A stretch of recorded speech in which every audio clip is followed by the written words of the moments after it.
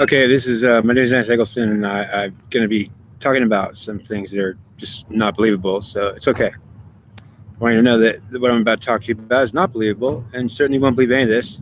So it's perfectly fine that you won't believe it. I'm just going to tell you that you could still listen to it, and maybe it's entertaining. And I'm telling you, it's all true, and it's 100% true. It's not believable. You certainly will not believe it. I'm expecting there's not a chance you believe it, and I'm already aware of that. So I'm still going to tell you anyways. All right. Now, I tried to do something and tried to help do something that was heroic. I heard it was real heroic. What was it? Well, I was trying to help the divine feminine collective be ruled by a divine feminine woman. And so it was important to the divine feminine collective that a woman rules them. And they don't want a man ruling their collective. And I want to tell you that there's a man ruling the divine feminine collective now. It's a man. And unfortunately, they didn't get quite what they want. But understand that Minerva is ultimately running the divine feminine collective right now. And it's a man because certainly she's got masculine, and she is masculine because she's. So understand, Minerva is going to run this because Athena didn't get it. So I want to let you know that Athena is supposed to be running the divine feminine collective. Athena, the goddess. And the reason why is because she's a singular uh, masculine presence. So understand that Minerva is half masculine, half feminine. She's half Mars, the god Mars. Minerva is half Mars and half Hera, or half, yeah. And Hera may not be her mother, but Hera is who she has as a mother. So I don't think Hera is actually Minerva's mother, but she has Hera as her mother, even though it's not her mother. Now understand, Minerva is a mix of masculine and feminine. So Athena is just a masculine. She's a goddess that's just masculine. She has no feminine in her. So when Athena comes to you, she's just masculine. But you can't see her, so you'll think it's a god coming to you. You'll feel it's a man, but you can't see her. She's not visible. She comes there as an entity, and you'll think it's a man, even though it's actually Athena. Now, how important it is that Athena gets to rule the divine feminine collective. She's a goddess, and she needs to be the one ruling it. But Hermes is the one ruling the divine feminine collective. And if that's a lie, ask Hermes about it. And so if you could ask Hermes if that's a lie, then understand Hermes will be the one to tell you if that's a lie or not. Hermes says that is not a lie, even if it is, because Athena was supposed to rule the divine feminine, and she was rejected. So the person that was going to be able to rule the divine feminine collective rejected Athena when she came.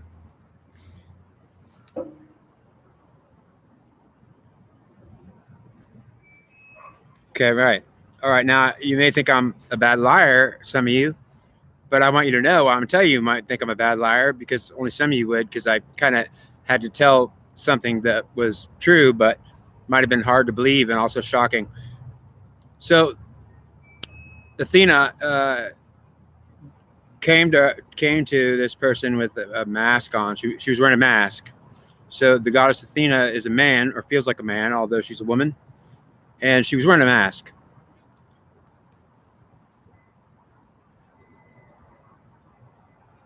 And the mask was a mask of Satan.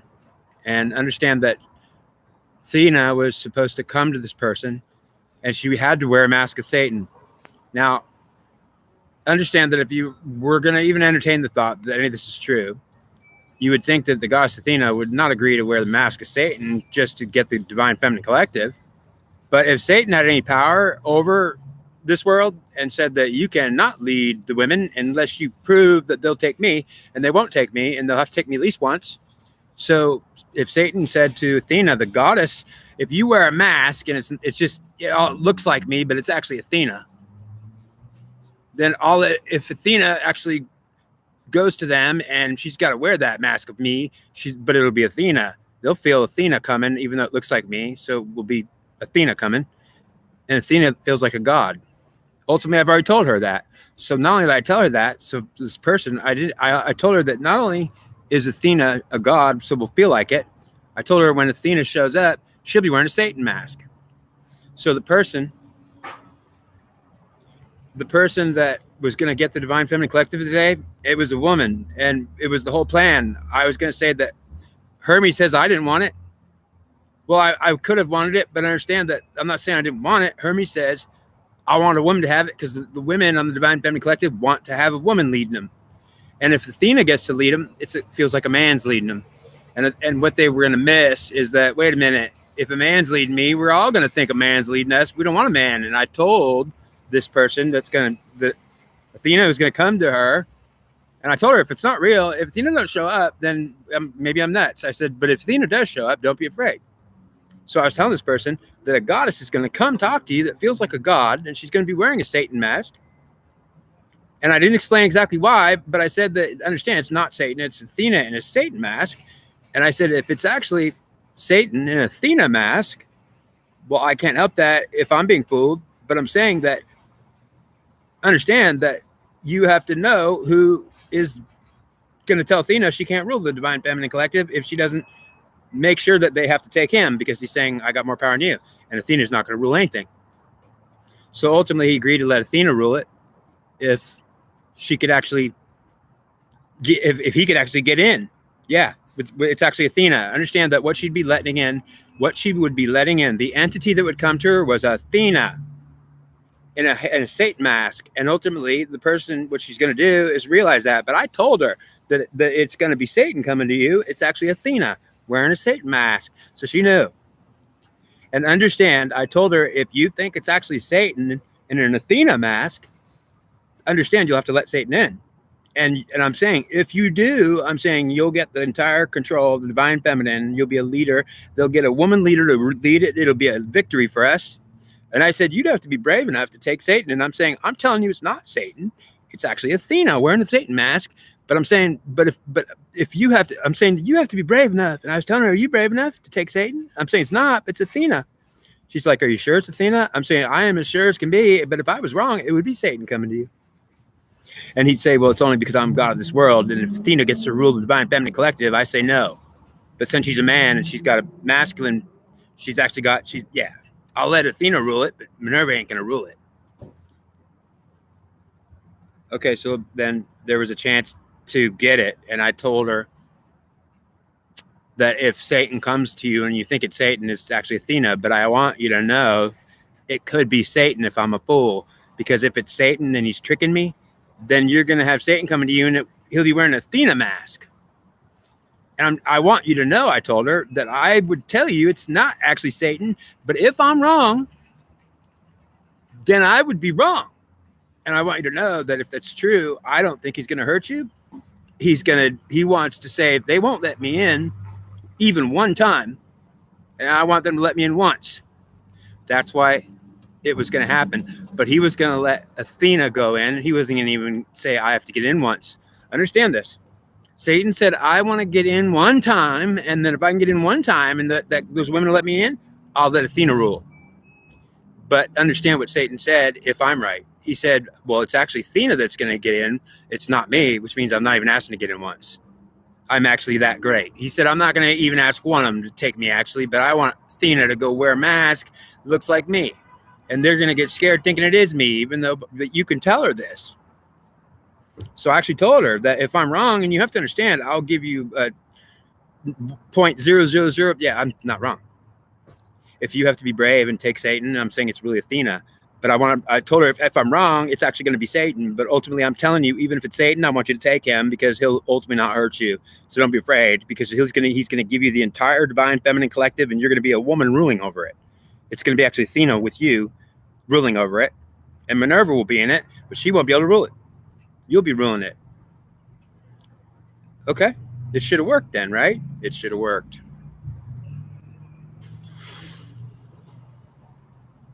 Okay. Now, you might want to watch this over again a bunch of times. I understand. Because you have to understand that, let's say I'm wrong. And it actually, I told this person that, well, if it's Athena and it's actually wearing a Satan mask, then you're going to see Satan come in. She said, yeah, okay, fine. I said, you have to be brave enough to know that it's actually Athena.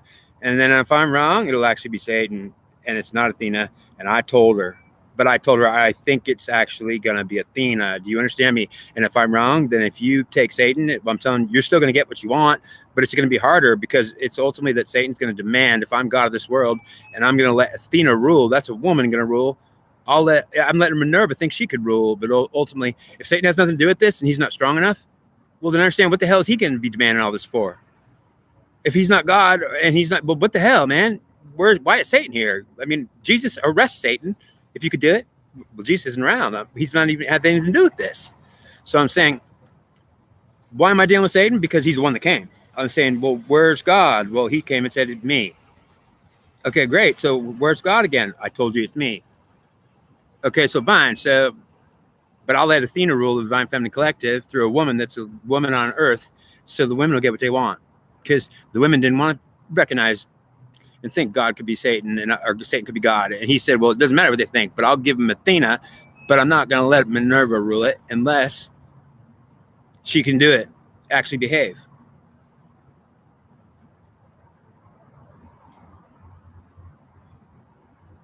Okay, now I want to talk about Athena being Minerva and how it gets confusing.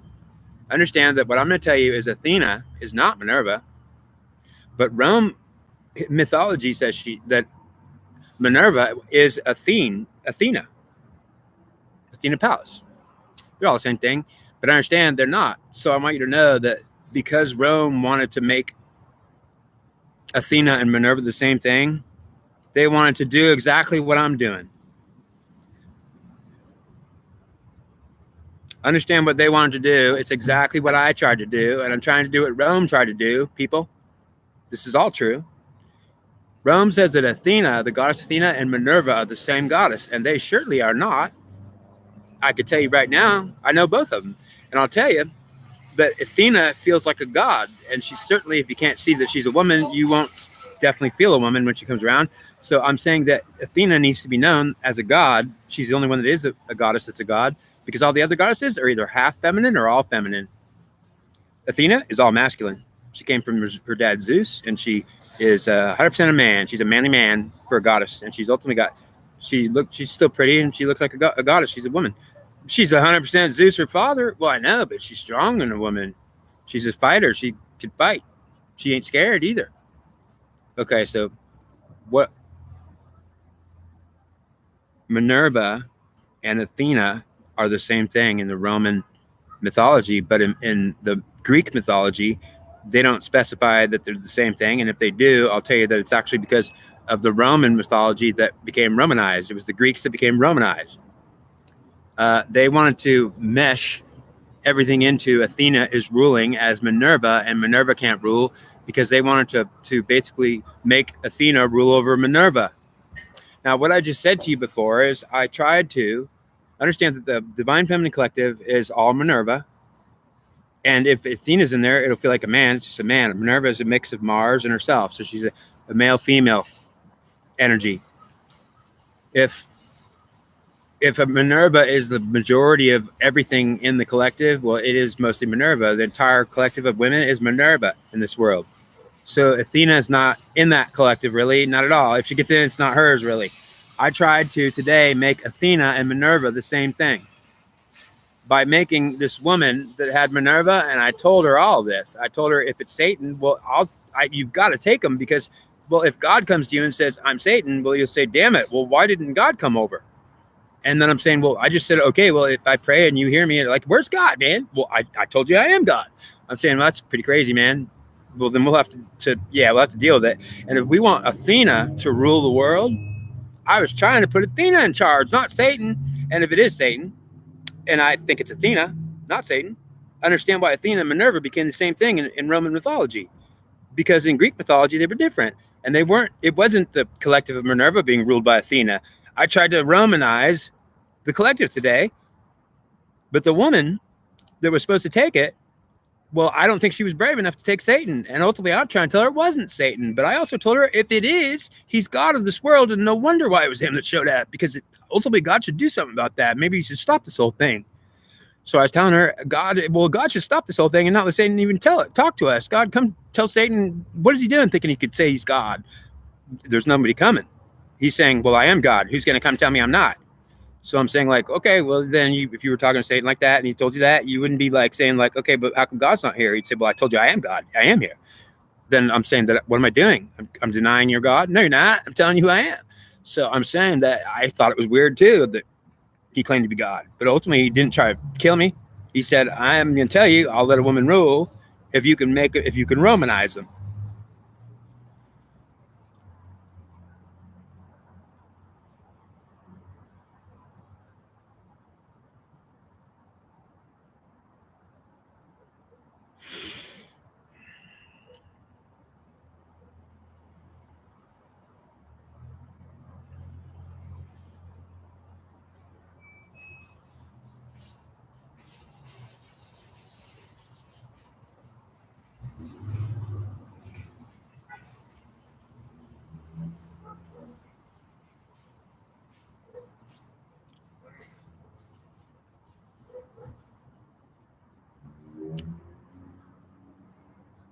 Minerva thinks that Athena didn't try to show up today. When I tried to give her Athena Day, she thinks that Satan was wearing an Athena mask. And I already told her it might be him doing it. But I told her I think it's actually Athena wearing his mask because he's God. And he told her, if I'm God and they won't take me, I won't ask them to take me. So understand that Satan was not saying that they had to take him. He did not say that they had to be possessed by him even one time. Satan said, I won't possess him at all if they don't like it. That's pretty nice, isn't it? He said, but Athena, if she wants to rule, if she's a masculine, well, if it's a girl, well, I'm not letting Minerva rule. So he said, I'll let Athena rule with Minerva, and Minerva can think she's in charge, but you better be, this will be creating a Romanized version of Athena ruling the Minerva collective. It's not the Athena collective, it's the Minerva collective. She'll be ruling it. So that was the idea. Today we were supposed to be Rome and be Romanized. And then what would be so great about it? Well, what's so great about it is, although Athena is like a masculine god doing it, but Minerva will, yeah, they're both goddesses, except Minerva won't be ruling it. Athena would rule it, and Minerva didn't like that, but she would actually not mind Athena ruling it, because she said, well, Athena's a goddess. And ultimately, if Minerva says, well, I think that Satan's coming in and acting like he's Athena, I already told him that could be true. I told her it could be true. I told her, if you don't accept Satan, if it is him, well, understand, I think it's actually Athena and just wearing his mask. That's what I believe. So I don't believe Satan's coming to you. I told her all this beforehand. I said, I think it's Athena, and Satan's making her wear that mask because he's saying, you don't even have to take me once, but you have to take at least Athena once, and it has to look like me, because if they feel Athena coming and she is a goddess and she'll feel like a man, and that will be confusing, but it's none of my business. He said, but I'll tell you, if I'm God of this world, Athena has to wear a mask, and she has to say, when she comes there, they'll say, uh-oh, are you Satan? She'll say, yes. Well, I thought you were Athena. Yes. Well, you look like Satan. Yes. Are you Athena? Yes. Why are you wearing a mask? How do you know it's a mask? Oh, that's right, I shouldn't know. It doesn't look like a mask. Well, how did you know? Oh, then I wouldn't know. Well, I knew. I understand what I'm trying to tell you. Okay. Thank you.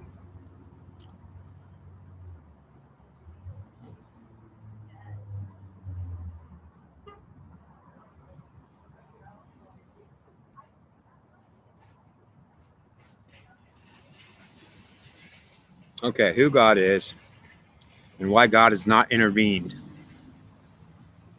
I want you to ask you, if you could try.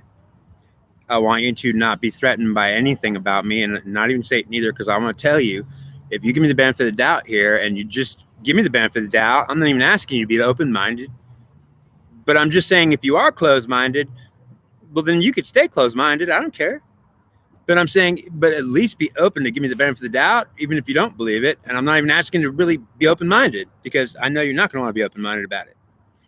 I want you to still consider it, though, if it's possible.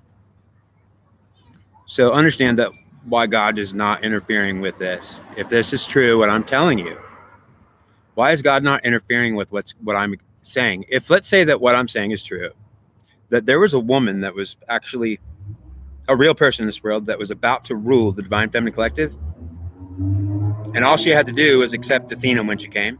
I told her Athena was coming. I told her if when Athena comes, I told her if you think that you're not going to actually know it, then it's not Athena. This is not in the imagination. I said you will know it's her. You will feel her to see her. You probably won't see her physically, but you will feel her. You will know it. You won't be mistaken. I said you have to understand that I'm not making none of this up. And when Athena comes to you, you certainly will know it. And so don't think you won't absolutely know it. And you'll feel it. And ultimately, when Athena comes, you'll be, whoa, feeling it. So it's real. And it won't be like in your imagination where I'm not sure if you're here. You'll know that she is. I told her that I tried to tell her that it has to be that you have to accept Athena. And I told her that it is Satan, maybe, but I think it's Athena. And I said, if you could be brave enough, then you'll rule the Divine Feminine Collective. And I said, Satan won't hurt you, I promise. And you know why I said that? Because I believe he absolutely won't hurt her. Because he didn't hurt me. Well, he has hurt me, but I'm saying, yeah, he's attacked me many times when I was against him. But understand, I want to tell you why God is not intervening. Why God has not intervened and why God is not doing anything to stop me or stop this or anything. Because I have not seen God at all, the real God. The real God? Understand that Satan and the devil are the real gods. But the real God, Jehovah, he's up in heaven with Jesus. So he's not here on earth. Do you understand that Jehovah, the God Jehovah, and Jesus are not here on earth? So they're certainly not here with us. But the devil and Satan are both here with us, and they are right here with us. They're on earth, and they said it's their earth. They're gods of it. Jesus and Jehovah aren't here. So they said, if you want to talk to Jesus or Jehovah, well, they're up in heaven. Maybe you can talk to them up there. But ultimately, when you die, you'll be up there. If you go up there, and you will talk to them. And now down here, all you can do is pray to them. And because they're not here, well, your prayers will go up there. That's why you pray. But they'll hear your prayers, and you could pray to them, but you can't talk to them in any way. And there's no way it's going to be an interaction because they're not here. They're actually somewhere else. So it's like you called them on the phone or left a message, you see. But understand, if you thought having God talk to you is an experience where you don't see nothing or hear nothing, feel nothing, taste nothing, touch nothing, smell nothing, understand when God's talking to you, you will hear him in your head and it'll be real and you certainly won't be mistaken it. And it's not in your imagination. And ultimately it's hard to do.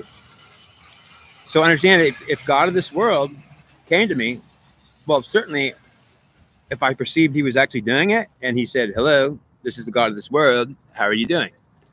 Hi, God, I think I could actually talk to you. Are you here? Yes, I am. This is crazy. So are you really God? Yes, I am. What's your name? I'm the devil. What? I'm the devil, and also Satan is my brother, and he's also God, and we're both gods. You were praying today, and we're going to answer your prayers, and we're going to come to you. Well, I know that, man, what the hell is this? You know what? The women collective, all the women, they're not going to want to recognize God. If you're God, they're going to say, no, God can't be recognized. Absolutely not. We're not going to do it. Okay, right. So the women are not going to have nothing to do with God. Do you blame them? If what I'm saying is true, do you blame them? They certainly will not be able to have anything to do with God. If it is Satan or the devil, then the women and the collectiveness run by Minerva, are they doing anything wrong to say that we are not going to follow Satan or the devil? If they are God, then there's no way we're going to do it anyways. But we don't, even if we're wrong and they're not, we wouldn't follow them whether they're gods or not. So would you follow Jehovah and Jesus? Well, yes. Well, they're up in heaven. So they're not here. So you can't follow them here. You could follow them up there. When you get there, you're not there. But you'll be there someday, hopefully. So what are you saying? That we can't follow Jesus and Jehovah? You cannot follow them. You could probably talk to them or pray to them, and they might hear you, but they're up there, not down here. How can you do anything with them down here? They're not here. So you're trying to say that our relationship to God is a long-distance relationship. It certainly is way long distance. Heaven is not, it's far from earth, and it's not close. So we won't say that we actually have a relationship with a God that is here, because that's up in heaven and it's not here. So if this is God's world, well, if that's here, then I'll go. Well, yeah, if that's here, well, okay. If that's that. Now, if the Divine Feminine Collective is ruled by God, they will utterly reject God. So the Divine Feminine won't be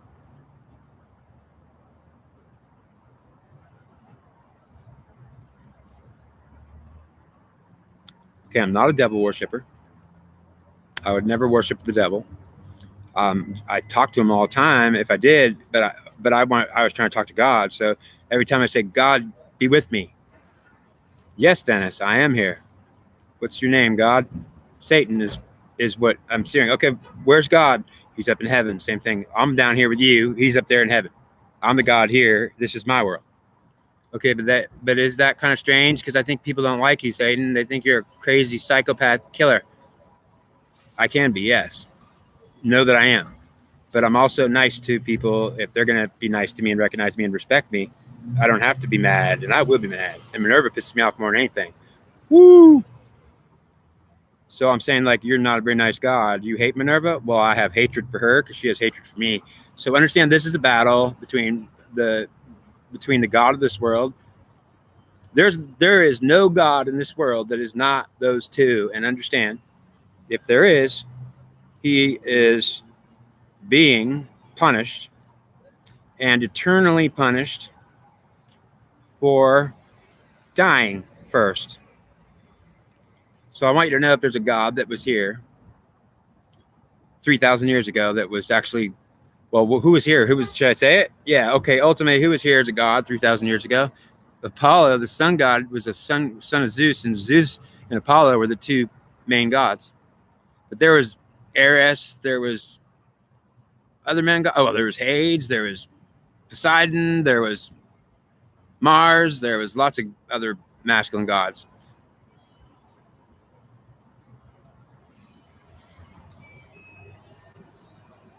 I am not a Satanist. Absolutely not. And I'm going to tell you, I don't have any problem with Satanists if they're actually trying to follow Satan, because if he's the God of this world, they're not wrong. But if they actually if they're sacrificing babies, well, he certainly doesn't do it. And he says they're not. Yeah, if they actually are sacrificing babies and doing stupid shit like that, well, then what the hell are they doing? I don't sacrifice babies. No, that I don't. So any Satanists that sacrifice babies, well, they're not sacrificing babies if Satan says they're following me, because if they are, they're psychopath killers, and they're following their idea of not even an entity. If Satanists or the devil worshippers are following no entity, it's themselves and their own collective, then they are worshiping themselves, and they think they're gods themselves. Well, you'll say there must be the devil or Satan. Well, ultimately, maybe they think they are, but I don't think they'll think they're Jesus if they're killing people. And Satan would say, or the devil would say, well, just because they think they're us, well, then we should be able to tell them, you don't sacrifice babies, you dumbass. What are you doing? They'd be like, oh, well, I thought you did. No, we certainly don't. Who said that? Well, in books it says that all the time. Well, you dumb? No, they're lying. They're trying to make us look bad. They hate us. They don't want to recognize. Minerva that probably wrote that book. So let me tell you that not only will the devil be upset and murder people for trying to give the devil worshippers a hard time. Let me tell you something. If devil worshippers are actually bad, well, if they are devil worshippers, I'm going to tell you, well, I hope they are actually worshiping the devil, because if they're actually worshiping some image of what they think is the devil, and it's some golden statue, which is an idol, it doesn't have a spirit in it, well, then I'll tell you, well, they're not really worshiping the devil. They're just thinking they are, and ultimately there's no spirit there. So if the devil shows up and says, I thought you wanted to worship me, and they said, whoa, it's real now. Well, he said, I would show up to him and say, what are you doing? You're worshiping an object. Well, yeah, I thought you were devil worshippers. And ultimately, if that actually happens, that'll comfort me. It'll comfort me. Because I'll say, if they're actually worshiping an idol and it's not the devil, well, you'll say, well, they're not really devil worshippers. But understand, what I'll tell you is that's pretty bad, pretty scary. Because if they're actually not devil worshippers, oh my God, that means they might be sacrificing babies. Because if they don't listen to the devil, he'll say, you dumbass, I didn't worship babies. Who wrote that? Minerva? Did some friend of hers, Mars, write that? Who wrote that? Certainly it's not true. But understand, if it is true, Well, it's because they were worshiping some idea of whatever they thought the devil was. And the devil did come to him, I'm sure. He would have said, if you kill a baby, I'll kill you. And they would have said, yep, we think we don't listen to you. You're the real devil. Well, they wouldn't even know. I'm saying if they didn't listen to the devil, they could do anything bad and wrong. And you would say it's the devil's fault. And they're devil worshippers. Hopefully they are actually worshiping the devil. Because you know what he'd say? I don't kill babies. I kill adults that are being babies. And ultimately he'd say that all of it's a lie. And if actually they're going to be worshiping me, well, I'm going to tell them you can't worship me. You can't be a devil worshiper. So you're trying to say that the devil worshiper can't even be a devil worshiper, right? Satan would say, or devil would say, no, you can't worship me because I don't want you worshiping me without me in there. So what does that mean? Well, I want to tell you what a saint is. Okay. So I'm going to help you understand what a saint is. A saint is a specific type of man that does a certain thing that gets martyred and attacked by Satan. And God lets Satan attack the saints, absolutely gives them total permission to attack the saints and harass them and up to killing them almost, but he can't kill them. He can only harass them, and he does. So I want you to know some of the best saints in the world, and I would say St. Augustine has got to be my favorite, or St. Denis. Those are two saints that I like. St. Augustine is awesome because he uses Greek mythology to explain Christianity, which is really unique, and I've never seen it before. And certainly I use mythology to explain Christianity, and I didn't know anyone else did it that way, but I thought maybe Apollo understood it that way. I want you to know who the gods were in this world 3,000 years ago. Apollo and Zeus. They were both killed. First Apollo, and then a long time later Zeus. And then Minerva killed Zeus, and Achilles killed Apollo, and it was actually Minerva, and it was certainly because it's a long story. But understand that the gods died. The God died. Understand the God, our God that we think is good, was murdered and killed. And understand the goddesses hired the devil and Satan to go and be the new cronies. So wait a minute. So Minerva, the goddess that was a goddess 3,000 years ago, in the 7th year of Troy, in the 7th year of the war, I want you to know, in the 7.5 year, am I doing it right? In the 7.5 year of the war of Troy, the devil and Satan were born. I'm not kidding you. Whatever the Bible says and whatever all that other stuff says, certainly it doesn't matter what it says. I'm telling you the truth, and I'm saying I know the truth. Because who told me this? The devil and Satan told me this. They told me that in the 7.5 year of the Trojan War and conflict, there was a high priest Hellenist, the high priest of Apollo, but he was actually a high priest of Artemis. But Artemis was already dead because she died right before Apollo died.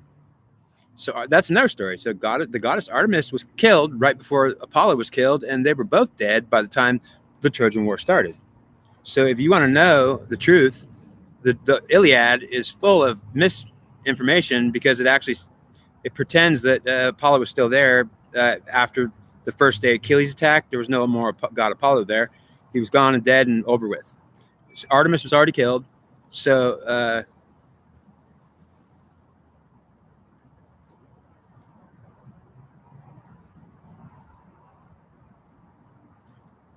I'm a good person.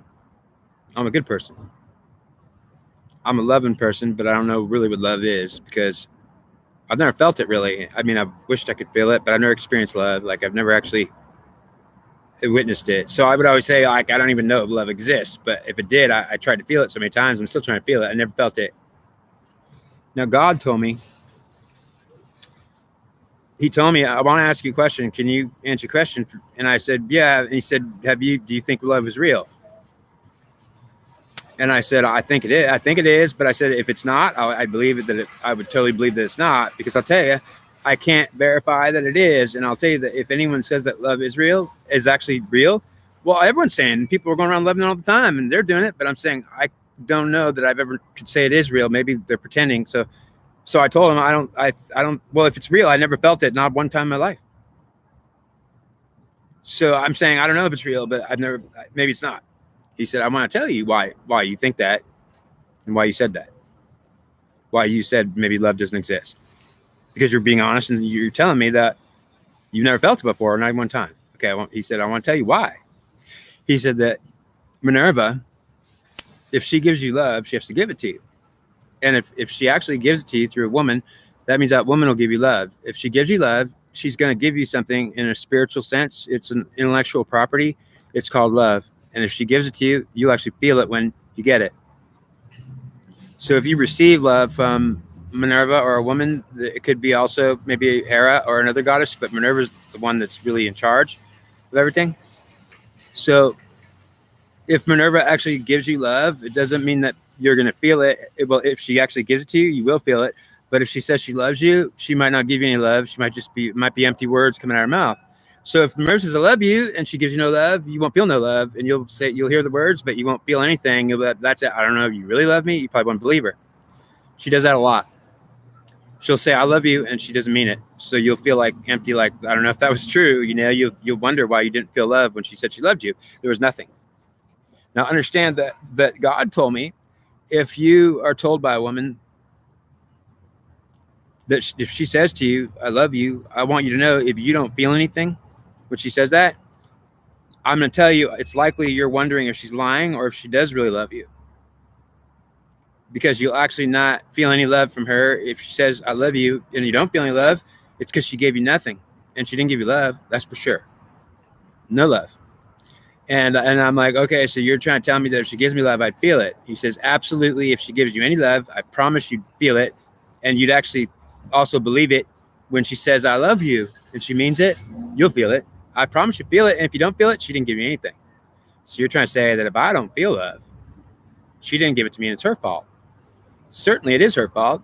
It is absolutely her fault, nothing but her fault. Because if you can't even feel it, you got none. And then that's why you didn't feel any.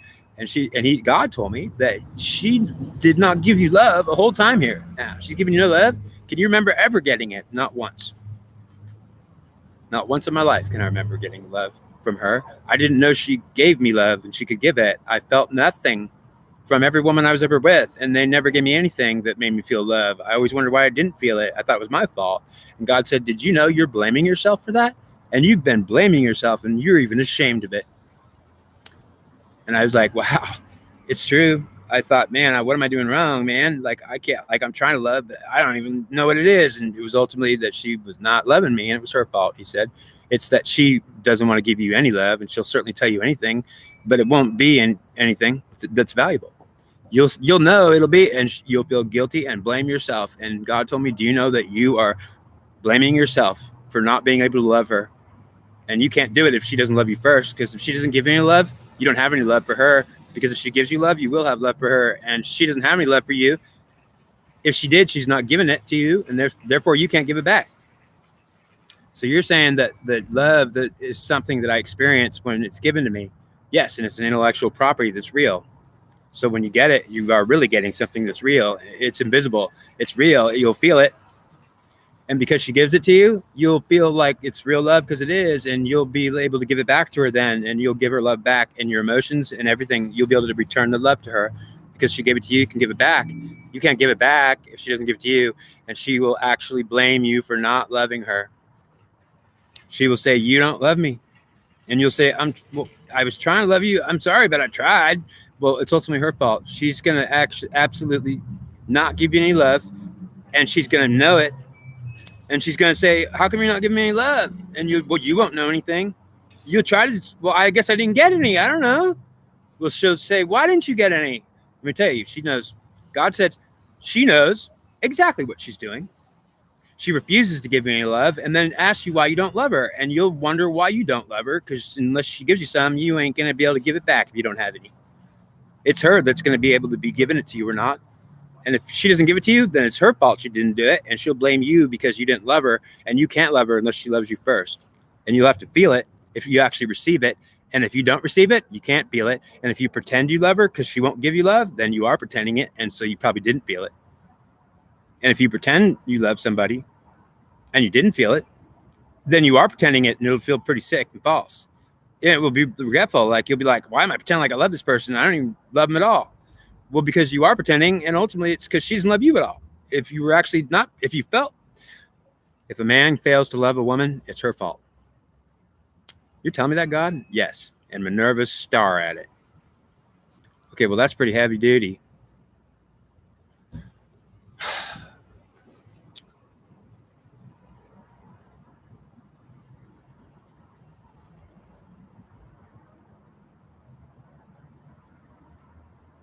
Okay, now why I'm the best man on the field?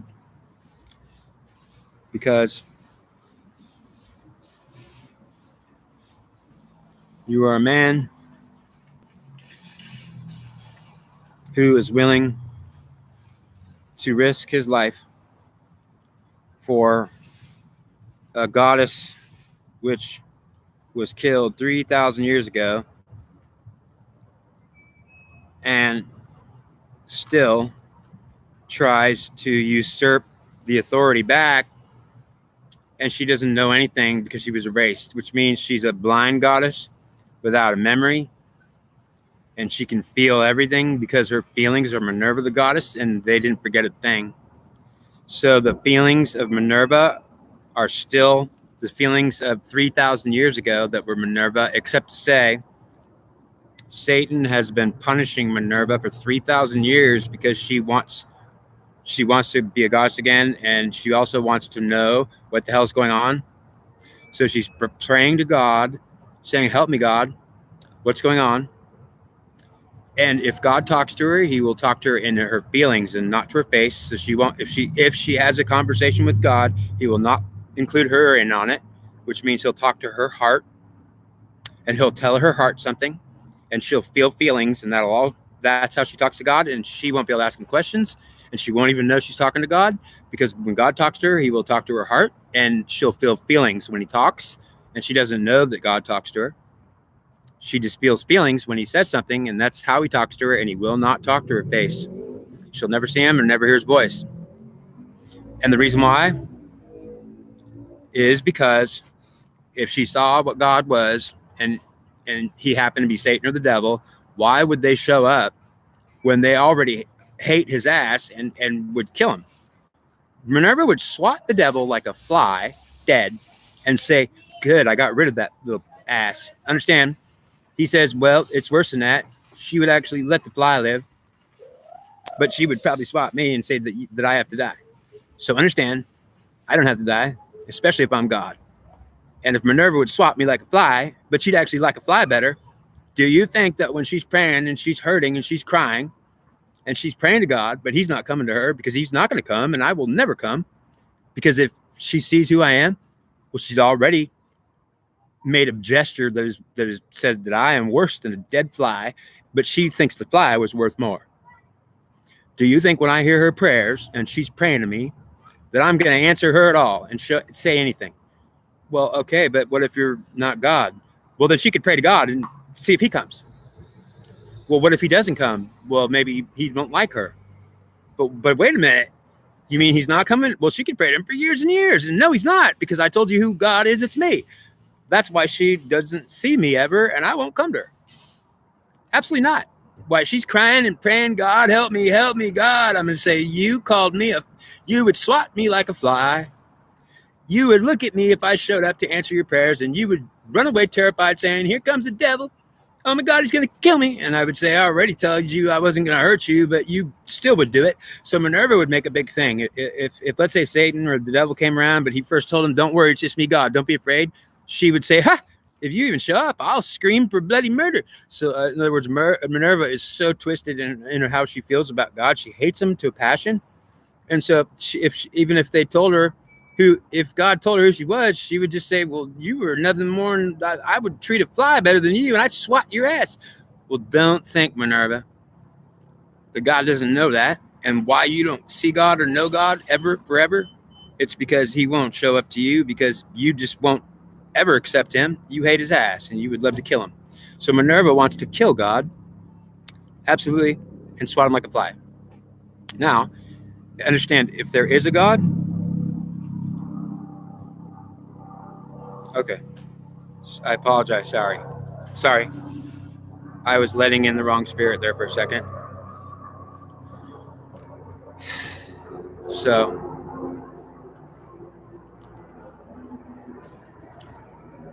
if God is dead, I'm telling you that God is not dead.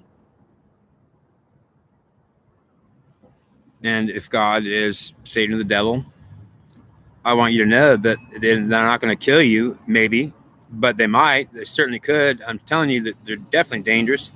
But I understand, I'm saying if they're God, and even if they're not God, they're powerful enough to be thinking, to pray, to play God. So I want you to know that if they can come over here and pretend like they're gods and they said that they answered my prayers, well, if God sent them over here to like go ahead and say they're gods and it was a test or something, well, I'm just going to say, how in the hell did Satan and the devil show up talking to me? I like that. I mean, if they're gods, I'll accept that. But where is God? Is this a test? Well, ultimately, if it is, how in the hell did you hear my prayers? They said they were listening. Well, how come you? Because we heard your prayers. So you're telling me, is this a joke? How come God didn't hear him? I told you God did hear him. We are God. Okay, then there's two of you? There are. Are you the same thing? No, we're not. Don't confuse us. There's a singular masculine called the devil. He's only masculine. That's it. Only masculine. And then the Satan is masculine and feminine, mixture of both. So Satan is not the same thing as the devil because he's got her. He's 50% her and 50% him. So Satan is a plural.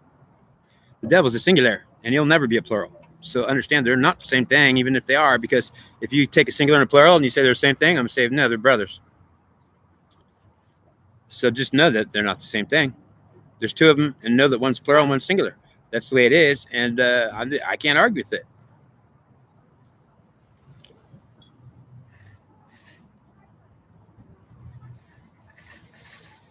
Okay, now, Minerva is going to be ruling, unfortunately.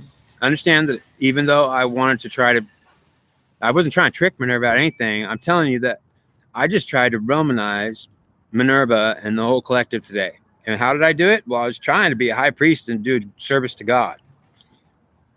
I thought I knew he was. And I'm just, when I get up in the morning, I say, God, be with me. God, be with me. I am, Dennis. God, be with me now. Jesus, be with me. Jehovah, be with me. Dennis, I'm not Jehovah and I'm not Jesus. Okay. Dennis, I want you to say, I'm telling you again, Dennis, I'm not Jesus, I'm not Jehovah. Do you understand me? Don't ask for them because they ain't coming. Okay, but I could give you here. Are you disappointed? Well, no, I'm shocked because I didn't know. I just had no idea. I'm just like, they're not going to follow you. Minerva would rather die than acknowledge that you're God. Well, look, that's exactly why she'll never ever see me, talk to me, or know me, and she could pray all she wants and cry all she wants and cry, and I'm not going to come around and tell her anything. Okay, but that's pretty messed up, isn't it? No, I can't help it. She would swat me like a fly and kill me if she could. She would insist that I die. Actually, that's what she feels like. That's pretty messed up. Well, don't think I'm not a little mad about it. Unfortunately, though, for her, she's not God. She's not going to win. Okay, so, well, let that go. It's all right.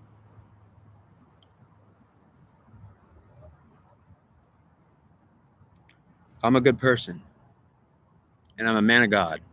I'm a high priest of Apollo, the sun god. My grandfather was. As hard as to believe, I found out that my grandfather was a high priest of Apollo, the sun god, and he was the highest priest, the closest one, like a pope.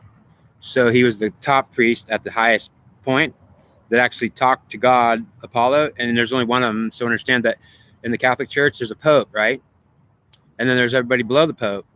I understand that the pope talks to God. You understand? And the pope is the only one that talks to God. And so no one talks to God but the pope, and the pope talks to God and tells them what God said. And so God doesn't go to anybody in the Catholic Church and talk to him because he goes to the pope and talks to him, and then the pope can put the message down the line, you see? So the pope is actually the special high priest that's at the top, and he gets he's the only one that God talks to. In fact, none of them get to talk to God, unfortunately. His privilege is being pope, and so pope is privileged. And he gets to talk to God and no one else does. And I'm telling you that I didn't like that idea because I wanted to be pope then, is what I said. But ultimately, I'm not pope. And ultimately, if I was pope, I'm certainly not pope of the same God the pope follows. Well, I'm not trying to be pope of that God, so I'm not trying to take the pope's position. What I'm saying is I like the pope's position. I wish I could be the pope. But I think that I'm not the pope. But I was told that I certainly am like the pope. It's different. It certainly is kind of different, but it's at the top, which means that They're saying, well, you kind of are a pope. You're not the kind of pope he is exactly, and you're not following his God.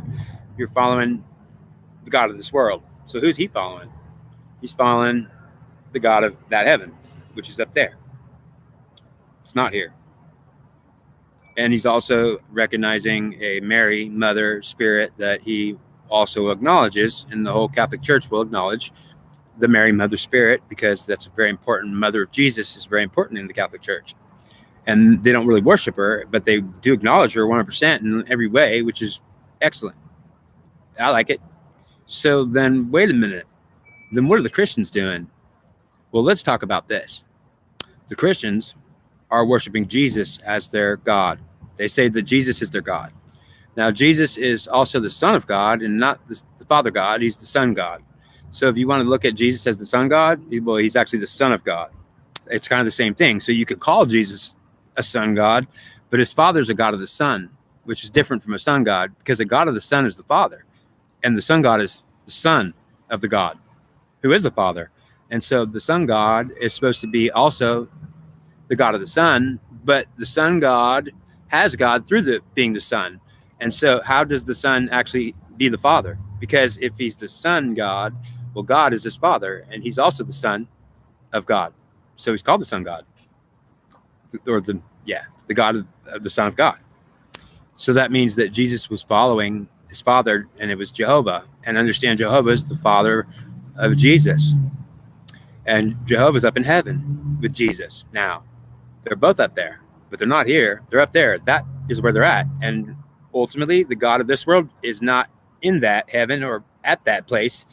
He says, I'm in this place here, and this is my world, and this is it. This is your world, and you've got the God of this world. If you want a God of that world, you got to go up there in heaven and find him. When you die, you can find him and talk to him then. So I'm saying, well, wait a minute. You're claiming this domain as your own. I'm claiming this domain as all mine, and I have nothing to do with that heaven. That's my Father's, though, and I didn't hate it. I didn't even say it's bad. But Jesus can't be here on earth. The Christians are here on earth worshiping him, and that's fine with me.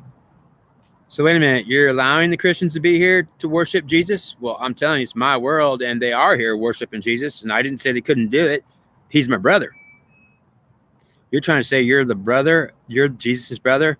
Well, if you're talking to me and I'm the devil, I am actually the God of hell, and hell is actually a real place. So you're the God of hell, I am the God of hell, and I'm the devil. Well, what about Satan? Are you the God of hell? No. I'm not the God of hell. I am the God of this world, and I'm really representing the feminine, and I punish her if she's not a good little girl. So what are you doing, Satan, punishing little girls? If you're not going to be a good little girl, I'll torture you if you think you could take Minerva and be a goddess against me. She'll do it. Satan, why would you torture innocent women that did nothing? Don't tell me if they take Minerva the goddess and she hates me and they're doing nothing. If they take her, they're doing everything wrong against me. So Satan, you're a little mad that she tries to usurp the power back? For 3,000 years, she's been trying to usurp the power back. She may not have it back. And God told me that. So the devil is God saying, well, I told you I'm the God of this world. I am.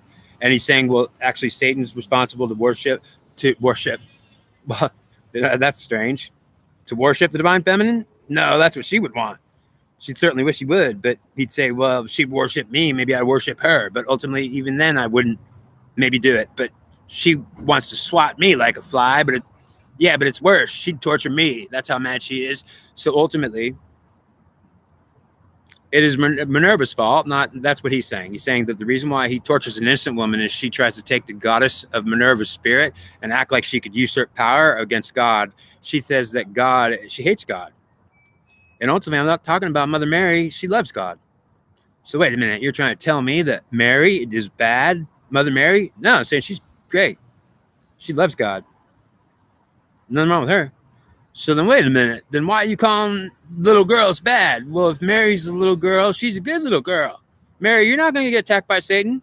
He won't touch you, Mary. I promise. Well, I'm Mary. What happens if Satan comes around? I promise you, Mary, you will never see Satan, and he'll never come around because he doesn't want you to be hurting You're good. You're a good little girl. But I'm 25. Well, I'm just saying you are a good little girl. Okay, you're a good woman. You call me a good little girl. Well, I'm saying, well, okay, fine. Well, yeah, that's what Satan would say is you're a good little girl. I wouldn't touch you. I wouldn't even hurt you. I don't want to scare you. So he wouldn't be around you, Mary. He's not going to touch you. He wants to torture Minerva. She doesn't even like you, Mary. She abuses you. She thinks she could be God and goddess again. Okay, I know, but understand that I'm saying that Satan wouldn't hurt any innocent little girls that are Mary. He'd say, Mary's a good girl. She's doing fine. Okay, but what about Minerva? She wants to be God and she would swat God like a fly. She's trying to take power back. She can't do it. Okay, so you're going to torture her when she gets in some little girl that thinks she can do it. And she gets in a lot of little girls and even men that think they can do it. You're going to pay. And if I'm not the God of this world, then maybe they don't have to pay. But if I am, I'll make them pay. Okay, so why are you trying to impersonate Satan like that? You must be a Satanist. It's okay. I'm just the high priest of Apollo.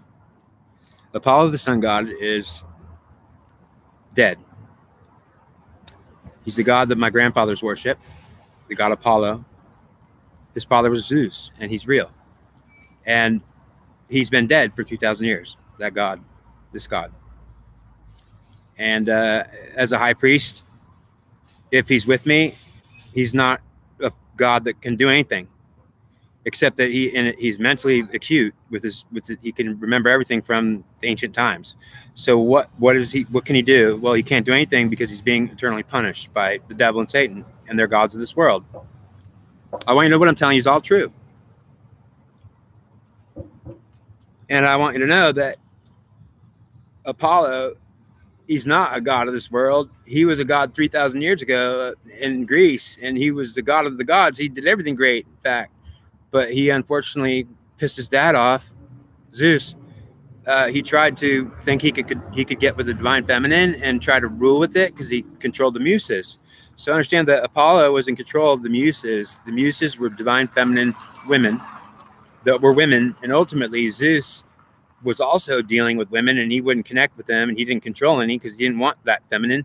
So although Apollo was also masculine only like his father Zeus, Apollo had women real close to him, and the goddesses, goddess was his sister. Understand that Apollo was so connected with the feminine, his twin sister Artemis was a goddess herself. So he was not only the twin brother of an actual goddess that was a full-fledged goddess named Artemis, but he was his sister, which meant that Apollo, the sun god, was definitely also Artemis's sister, and she was also Apollo, her brother. So I want you to know that Apollo was very close to the divine feminine, being twins with one of the goddesses, actually. And the muses were also loving Apollo because of Artemis, his sister, was him. So they said Apollo is the greatest god that's totally singular masculine, and how in the heck is he being a goddess? Well, his sister is a goddess, and he's a twin to her. So he somehow steals, or somehow the goddess sticks to him, although he's a masculine singular and doesn't have any feminine. So how is that possible? Well, it's not possible. If you're a singular masculine, you can't have feminine, but somehow Apollo had a sister. How does he have a sister? How is she his twin? Well, I don't know, but she is a feminine and she is his twin. Well, then how has he got feminine from his sister? Because he is the twin of that feminine. Well, I know, but he's not feminine. Isn't that weird? Because that's what I'm saying. It's like you can't understand it. I understand Apollo was somehow connected to the feminine without being connected to it. And he was so close to the feminine that the feminine sided with Apollo and said, like, your dad is mean. And ultimately your dad won't even take us. At least you're helping us if you won't take us. And Apollo got maybe big head a little bit, but he thought he was better than his dad. He thought like his dad was being unfair to the goddesses maybe, or whatever he thought. Apollo ended up dead over it. And ultimately it was because basically, although the goddess Minerva killed Apollo, well, Zeus knew it and let her do it. Because I think it was absolutely because Apollo tried to be better than his dad, and ultimately he was more popular, and Zeus says, I won't have it. You're not going to, like Apollo, you're not going to try to think you can be a better god than me. And Apollo was a god of everything. Zeus was just the father of all the gods and goddesses, and I guess that is everything. But ultimately, if you look at Apollo and read about him, and you look at Zeus, you're going to see that Apollo was the god of healing, the god of arts, the god of prophecy, the god of this, the god of that, the god of that, the god of that. And then Zeus said, that ain't going to happen. I ain't the god of that, and I ain't the god of that, but I'm the god of this, and this is mine. And so basically, Zeus wasn't the god of that at all. I'm just the god of this, and I don't want that. That's you, and you can have yourself, but I don't think you're God or you're me. So Zeus was going to be this god only, and this masculine only, and he didn't have anything else that was not his. He didn't want it. And so, yeah, Apollo took this Zeus god, his dad, and then he said, and I could do that too with these girls. That's mine also. And the girl said, wow, you're a better god than your dad. And ultimately, it cost Apollo's life. But Minerva would be the one to kill him. It was actually Achilles that killed him. And it was Minerva's idea, and Artemis might have been in on it. And I'm not sure if she's in on it or not. But I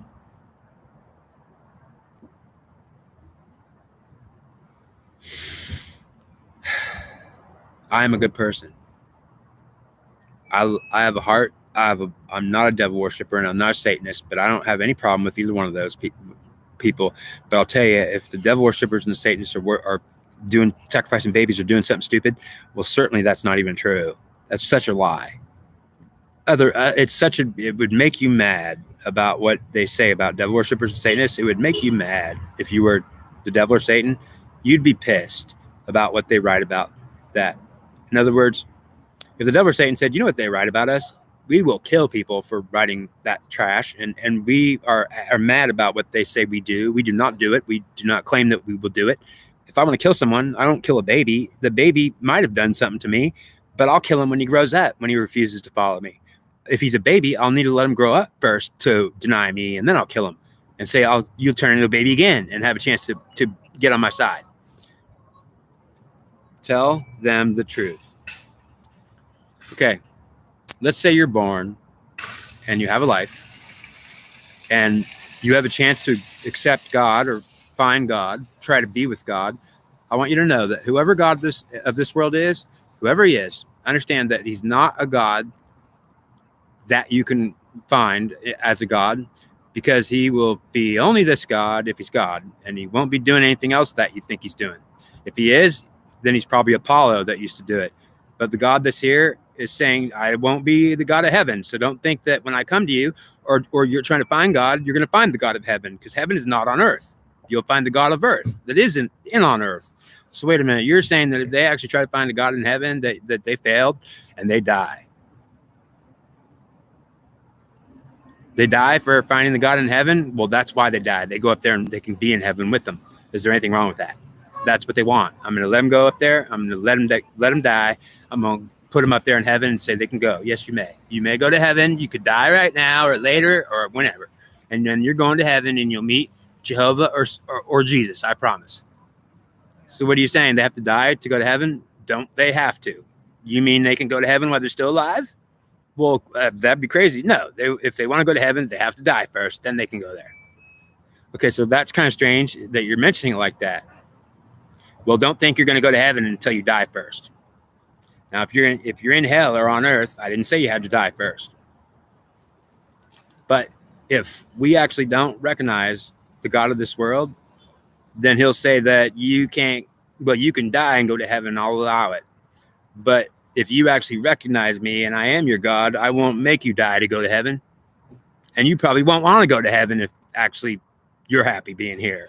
But you'll eventually die, and I'll let you go to Elysium if you're actually good. And otherwise, you can go to heaven. If you want to talk to Jesus and you want to be up with Jehovah, they're up there, they're not here. So you would actually let someone go to heaven? If they die, they may. But I'll tell you, Elysium is much better. What's Elysium? Elysium is a place in hell that is like a heaven. And so if you actually go to Elysium, it's actually a good place. In fact, there's no disease there. They don't get sick from cancer. There's no cancer and there's no homelessness. On Elysium, everyone's got a job and everyone's doing the job they need. They're happy there. Ultimately, Elysium is a place in hell that is called the Elysium Fields. And it is actually a place where people are happy and disease-free. No cancers there. No one gets sick when they get old. They are not sick, and they actually grow old slowly, and they are well, pretty much well. They don't have they don't die out with all these ailments and diseases. They actually are pretty well all the way up into 80 or 90 or 100. And then I'm told that in Elysium, if you're born in certain parts of Elysium, people live up to 300 years old, which means that you could be living, and it goes up to 1,000, which means that depending on where you are in the Elysium fields, people are up to 1,000 years old there. And don't think that there wasn't ancient times in the Bible where people live 700-800 years. And that's what I'm saying to you, that it's the same idea as that. People live up to 1,000 years, and many people live right around 300 years. So he gave me those numbers. It's about 300 years to 1,000 years that people get to live. Now, they all know this. So if you only get to live 300, I don't know how you'd feel about it. But ultimately, if you could live to 1,000, I do know how you'd feel about it. I'd love it. So then Elysium's in hell? Yes, it is. So hell ain't a bad place to be. Hell ain't such a bad place to be. Well, that's what AC/DC said, and they were right. It's not such a bad place to be, and you will like it. It's certainly better than our Earth itself. So wait a minute. So what is Earth? It's your living hell. Okay, wait a minute. Do you think Jesus would... I already discussed that. So let's talk about for a second why the Divine Feminine Collective is going to be ruled by man from now on. Because the woman that was supposed to take Athena when she came with the Satan mask, it was because Satan said, if I'm going to allow Athena to rule, and I really don't want her to do it, but these women are Minerva making me so mad. Satan said, I'm so mad at them. I torture them all the time when they think they can usurp power and spit on me like I'm a dumb fly. Yeah, she hates me that bad. Well, yeah, I guess she thinks you're Satan. I am Satan. I didn't do anything to her except torture the hell out of her for being Minerva and trying to kill me. And ultimately, I'm responsible to torture her until she gets out. So I'll torture Minerva out of a girl, and I'll make her let go of Minerva. And I'll torture her until Minerva leaves. And I'll tell her, Minerva, get the hell out of that innocent girl, or I'm going to keep torturing her. And ultimately, if the girl thinks she can hold on to Minerva, or if she talks Minerva into saying, go ahead and let him torture us because we're so strong, we're going to win. Well, then sometimes he has to really torture her hard because Minerva will try to stay. And maybe the girl will say, yeah, we're going to be goddesses and you can't do anything. So ultimately, Satan says, I have to, yeah. Most of the time I'll scare a girl. I'll scare her into letting go of Minerva. So I might go to a little innocent girl and say, you let go of Minerva now. I'm Satan. And if she'll be scared. Because ultimately she'll definitely feel him, and terrified is what I'll say, murderously terrified, be afraid for your life, and it's not even a joke. So wait a minute, is Satan a killer? Oh, you bet. And Satan murders people all the time, and he tortures people and literally tortures them bad. And he says it doesn't bother me one bit, especially because that Minerva will not stay in a woman and think she could actually do it. I'm gonna push her out and tell her she better run for her life and get out. So you're trying to dispossess an angry goddess out of those women. Yes, because I don't want her trying to go around being important and being Minerva. I'll stop her. Okay. So is Minerva good? Well, Minerva's going to rule the collective. Let me tell you. See, unfortunately today I wanted Athena to do it. So I was hoping Minerva was going to be okay with it. But the girl that wanted to, well, she was probably too afraid to take Satan. So I told her already, it could be Satan actually, man. I said, but if you're going to run the Divine Feminine Collective, you have to trust me. And I told her that if it is Satan, because it's either Athena wearing a Satan mask or Satan wearing an Athena mask. And I didn't see Satan, actually. I only talked to him, and he said, I'll tell you it's Athena. But if those girls won't let me in, I'll say that how about if they let me in and actually it's her? If it's actually her, they'll actually feel her getting in when they think it's me. And then I'll say that's good enough. What do you mean that's good enough? If Athena thinks she's wanting to rule the Divine Feminine Collective, I'm saying no. She's not even anything. And Minerva will never be a goddess again. But since Athena is actually a man goddess and her father, well, then I'll tell Athena that if I could consider letting you rule, but I don't really want you to rule. What would you do for me? And those women will think you're the god now. And why should I let that happen? So you'll actually wear a mask and it'll be me. And they're going to think the first time they let you in, Athena, that they're going to see me. And you better make them see me. Because if they see me and it's actually you, well, then I'm not trying to actually possess them. Am I? You are. But if they see me and think it's me, but it's actually you, they should let you in because you are who you are, goddess. Yeah, but what if it's actually Satan and it's not Athena? Then I'm lying to you. And I'm trying to possess her and tell her she has to let me in. If she wants to be thinking a woman could rule this collective, they better let me in when I want to come in. I only asked once. So you're saying that if you're not lying, then Athena is going to be coming as Satan, and it's not Satan. That's right. So they're going to only think it's me, but it's actually her. I'm not going to make her take me. I just want her to think she's taking me, and she'll take Athena, and that's fine with me. At least she did it, and I'm going to say, but if it happens again, you better do it again. So I'll tell him, yeah, you'll have to take me. None of you will take me. But I'll let Athena rule. It'll be a girl running this whole show. And then there's a girl that actually is a woman that's a human and not Athena, but she was supposed to take Athena. And it's Satan, maybe, if I don't know. And I'm telling you, I told her if it was Satan, then fine, be brave, let him in, because he's not going to kill you. He's not going to hurt you. He's going to give you the divine feminine collective. You think I'm lying? Understand that as hard as it is, Satan is scary. And if I was wrong, I still believed that she would still get to rule the divine feminine collective. So either way, whether it was Athena coming in a Satan mask, and at least he was demanding that, they better know that they better accept me. Even if it's Athena, they better accept me. So ultimately, that was what he wanted to happen. And ultimately, if he was lying, I'm saying, well, then it was still worth it, because I'm saying he thinks he's God. I don't know if God's anywhere, but I didn't see God. I've not seen God since I started this thing, and I've been talking to everybody. So God's not involved. He's not even in this. In fact, God is dead. Well, he's dead. He's not here. Well, then he's up in heaven. So, okay, then he's not dead. He's just not here. Well, no wonder I didn't see him, because he's not here for sure. I'm telling you, God's not here for sure. The God that's up in heaven is not here, because I said, hello, are you here? There's no answer. So understand that the entities I get are because they're here. They're actually here. So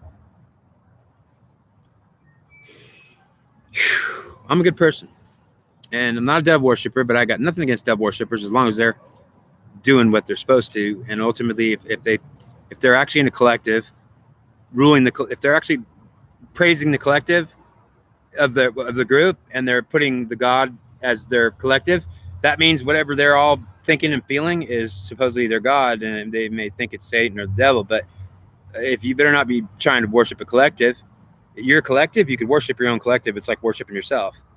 It's like worshiping the group. We're all worshiping the group, and it's us. It's the collective spirit of all of us together as a group in the collective. It's a spiritual substance. It's an entity. So a collective is an entity, and it's a living entity, which means that if there's a group of people, whether it be Christian collective, the Catholic collective, what's the difference between Catholic collective and Christian collective? The Christian collective is Jesus Christ, and it's God. So it's Jesus Christ as the Father, and he's also got the Mother. That's a little important secret there. What are you talking about? Jesus Christ has got the Mother? Yes, he does. So ultimately, but he's got the Father. Understand? It's the Trinity. It's the Father and the Son and the Holy Mother. They call it the Holy Spirit. And why isn't it called the Holy Mother? Because she can't be a goddess again. Not again, not ever. Ooh. So you're saying that the Holy Spirit is the Holy Mother? No, it's not. If you think she's a goddess, it's going to be no. She's a Holy Spirit, not a Holy Mother. Well, she's with the Father and the Son? Well, yes, it's the Father and his Son and the Holy Spirit. And she's not a goddess. Well, is she a Holy Mother? I'm saying we call her the Holy Spirit. That's all she's going to get. She cannot call it a Holy Mother goddess, because goddess is gone. She's not coming back. Okay, but wait a minute. What about Mother Mary? I'm not talking about Mary. Mary's a good girl. We're not going to hurt Mary. Mary's done everything she's supposed to do, and she's with the Catholic Church, and she's not with the Christian Church, because they don't recognize Mary. So you're saying Mary's not with the Christians? No, probably not. And if she is, well, then that's fine. But ultimately, the Catholics are the one where have Mary, the spirit of Mary, and she's a good girl who's not doing anything wrong. And Satan and the devil are not hurting her, and they won't hurt her. They're staying away from her. And if they did anything, they would tell her she's a good girl and leave her alone, because they're saying she didn't do anything wrong. Why would we even torture her? She doesn't take Minerva. She won't do it. She'll say, Minerva, you're wildly mad. What are you mad at? Why don't you love? Because I'm going to love and kill it, man. Oh, Minerva, Mary saying, Minerva, you are out of control. Let me get in, Mary. Minerva, you're out of your mind. I don't think I could have you. Good for you. Good for you, Mary. You're not going to take Minerva, are you?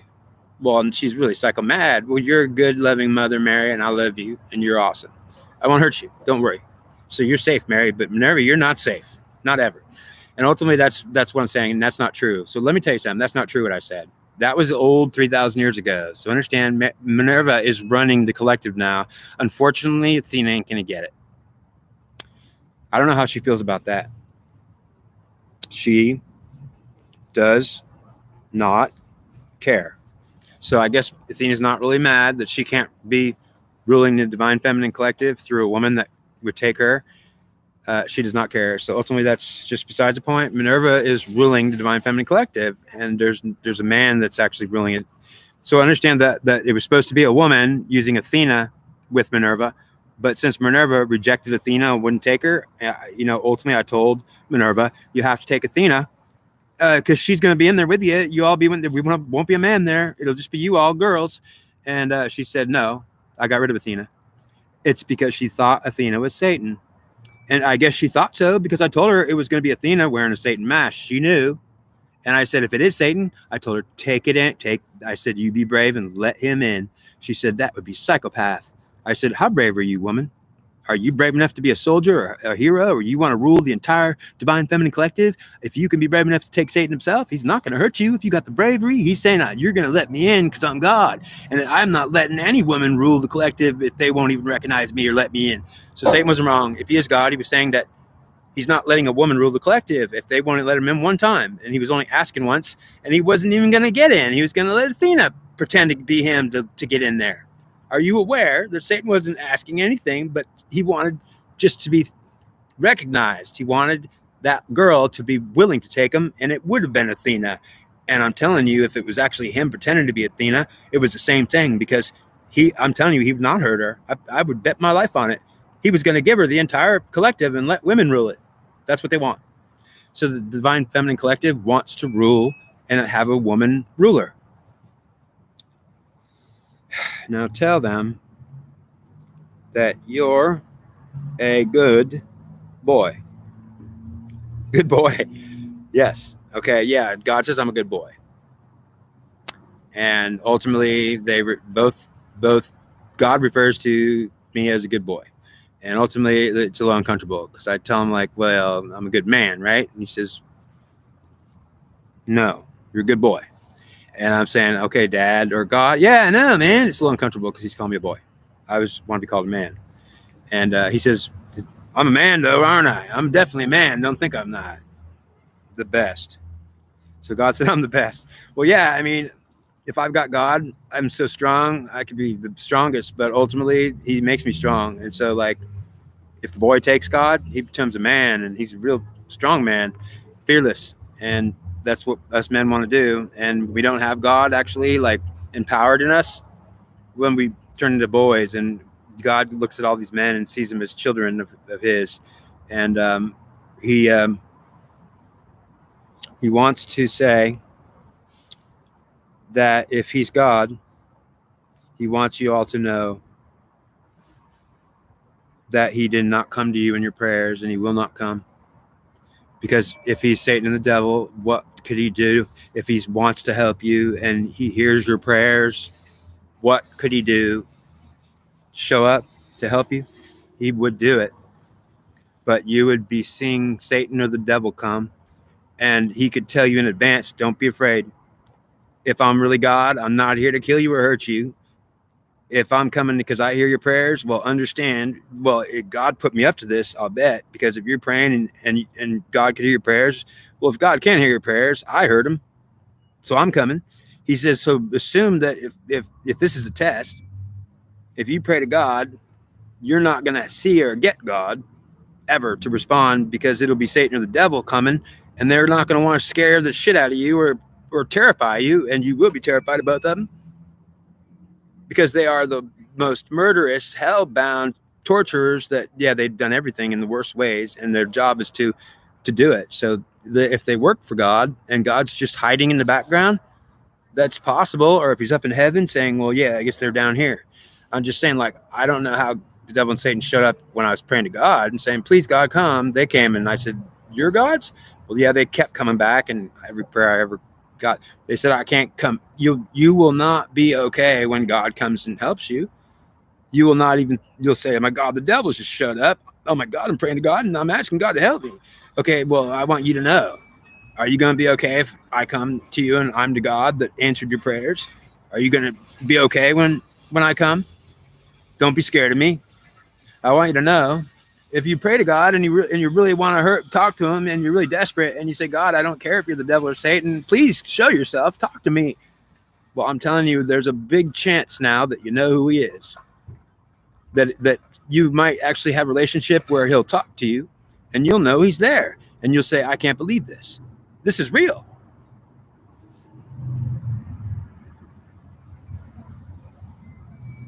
They think you're a devil worshiper. That hurts my feelings. Tell them this hurts my feelings, but this is stronger. They think you're lying. I mean, okay, that would hurt my feelings. And they want to get some kind of revenge. Tell them if God is actually Satan or the devil, you don't want to be doing anything to like do anything, because tell them I will tear their soul apart. In other words, okay, yeah, but I'm not going to let him. I'm not going to say God's threatening you. I'm going to say, like, look, the most powerful two entities in this world that I've ever known or seen, and that are killers, and they're the most powerful killers, are Satan and the devil, and they are terrifying, a force to be reckoned with. Devil is God of hell, and he's a god of hell, and hell is a real place. Understand that he is the most powerful force to be reckoned with. To fight him would be a suicide and a death wish, is what I'll tell you, and I believe it. Know that what I'm going to tell you is to fight the devil or Satan is a death wish. Absolutely. No matter what, if you think you could trample him underfoot, Satan says, don't trample me underfoot. Please don't trample me underfoot. I didn't trample you underfoot. Don't trample me underfoot.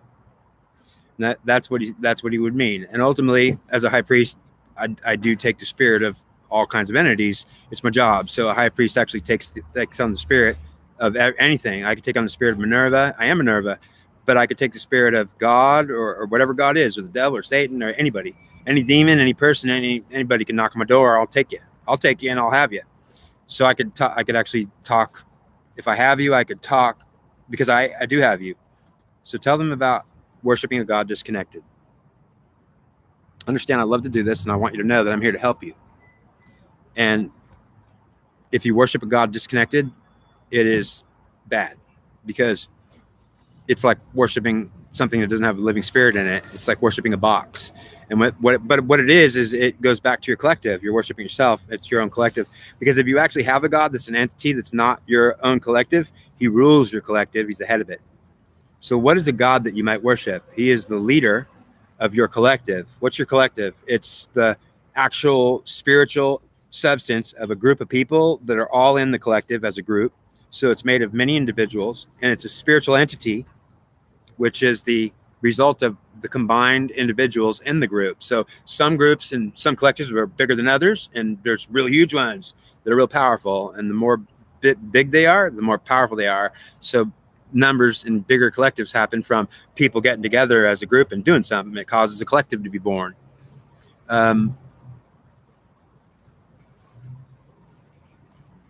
God says the collective is the entity that religions are actually worshiping or recognizing as their God.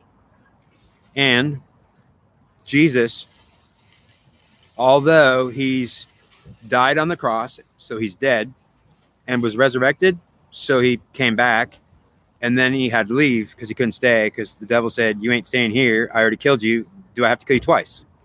That's not a joke. Now, I'm not thinking that. That was the devil just kind of saying that. He's kind of irritated with Jesus. He's like, yeah, well, I'm not. Yeah, that man wouldn't give me anything. And ultimately, it's just because Jesus wouldn't give anything to the devil. He said, you're not a God of this world. And he ultimately said, I'll never recognize your domain. And the devil said, but it's my domain right now, and you're trying to take it.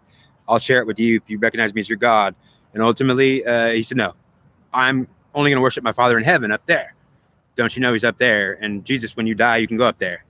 Well, I'm here already. And basically, Jesus was trying to make his own domain of power, of spirit.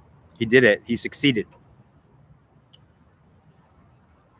Tell them that Jesus died on the cross because the devil killed him for not agreeing to give him recognition in his domain. All he was asking for is that he told people that the devil also has a domain in this world. So if you're in my domain, Jesus was supposed to say, well, my domain is different from the devil's domain, and the devil and me don't talk much, or we don't like each other. The devil didn't care how Christ did it. He would have let him do it. But he said, if you want to say that I don't exist or I'm a fly, that you want to swat, what did Jesus want to do? Jesus wanted to tell the devil, if you're God of this world, well, I'm saying, no, you're not, but don't think it's that easy. I'm going to take it all from you, because if my father says I can be God here, then you lose. And he says, but then you're going to have to fight me and take my domain, and I'll have to kill you if you're going to try to kill me. And he says, I'm not going to kill you. Jesus said, I'm not going to kill you. He said, the devil, I'm not going to recognize you as even having this domain. I'm not going to touch you or hurt you. I'm going to say you don't exist to me, and get out and be gone. And he said, do you understand that if you actually try to say that that's not like trying to kill me? He said, if you actually succeed, I'll feel dead. And I was considered the same thing. You're trying to take my world from me. And Jesus said, well, I'm not going to even recognize you. So they didn't even have that conversation not far. Jesus was saying, I'm not going to hurt you. You don't exist to me. Goodbye. You understand what the devil said? If Jesus did that to me, he said, you don't exist, goodbye. He was saying, die, goodbye. Same thing, because he wasn't even going to bother telling the devil that he's going to hurt him or kill him or do anything. He said, you don't exist and your domain don't exist. And the devil said he was trying to deny my domain and deny me the right to even exist, because he was going to ignore me and say, get out and get gone. I already have the domain and he doesn't have it. This earth is mine already. The Romans follow me. So who was following the devil or Satan? Rome was following a god that was Apollo and Zeus, and not the devil and Satan. But after they died, that was when Greek turned into Rome. So how did Troy and Greece become Rome? The plural that was Greece and Troy became Romanized, which was singularized, and became one instead of two. So what were the two? In Greece, there was gods and goddesses. The two were a plural, god and goddess together, and a man or woman. So in Greek times or Trojan times, the god and goddess was in men and women, and they had two sides of a brain. And so God was in one side and the woman was in the other, the goddess, which meant Greeks were plural and had both god and goddess in them, which made them, the goddess made them at ease and also relaxed. So they were they had mother and father in their head. And mother would be a very calming force that would be loving. And ultimately the Greek men who had the goddess with God got along as very balanced men that were not behaving like Romans, but much more well-behaved with the goddess. The thing is when that goddess got really mad and there was a war up in heaven, the men and women down here that had they had that goddess and God together, they were doing okay with it. It was certainly okay and fine. And she was a great mom goddess when she was. But when the gods and goddesses in heaven started warring, everybody felt it. And then the gods and goddesses hated each other. And the men and women that had those gods and goddesses in their head went, and that woman said, that goddess, I'll kill that god. And that god said, wife, I'll kill you. That was Hera and Zeus fighting in heaven up on Mount Olympus. It caused a war down on earth because the people that had those gods and goddesses, well, they went crazy because they were going crazy up there. That means that if gods and goddesses are warring in heaven, the whole world's warring. They'll be warring down on earth. As above, so below. And why that is because the gods are in us, in our heads. We have them. And ultimately, because they were mad at each other, they quit respecting each other. And that meant that the earth was going to behave down here like the gods and goddesses are behaving up there. I have branches here, and gender abbreviated as God, goddess, evolves, now designing everything radiating. Okay? Hi. Don't be afraid of anything. I'm saying don't be afraid of anything. And I just want you to know, I want you not to feel threatened, because I'm saying that what you have to understand is that I tell you that if you pray to God and you ever see God showing up, I want you to know that I'm going to tell you something that you will not believe. I don't expect you to believe it. And so I already know it's true, and it doesn't matter what you believe. So I want you to know that I still thought you should know the truth so you can actually have it no matter what you think. that I'm telling you that if you pray to God and want to talk to him really bad and you will really want to see him, then you are just going to kill yourself. Some men are like that. They want God so bad and they don't know how to find him. He wants you to know that if he comes to you and you see the devil or Satan coming to you, when you pray to God, he's saying, if I come to you, I'm coming like them. If you can handle it, well, I'm not going to hurt you, but know who'd be coming. And I'm not coming then because people are going to be too scared when they see me, and I'm not going to terrify people. So that's why you don't show up. That's exactly why I'm not going to even be around and answer anyone's prayers or say anything. They're not going to see God because I'm not going to come there. They're going to freak out. Okay, wait a minute. But how come you didn't tell them that they should not be afraid? Well, I don't think that there was a high priest that ever could talk to me that good.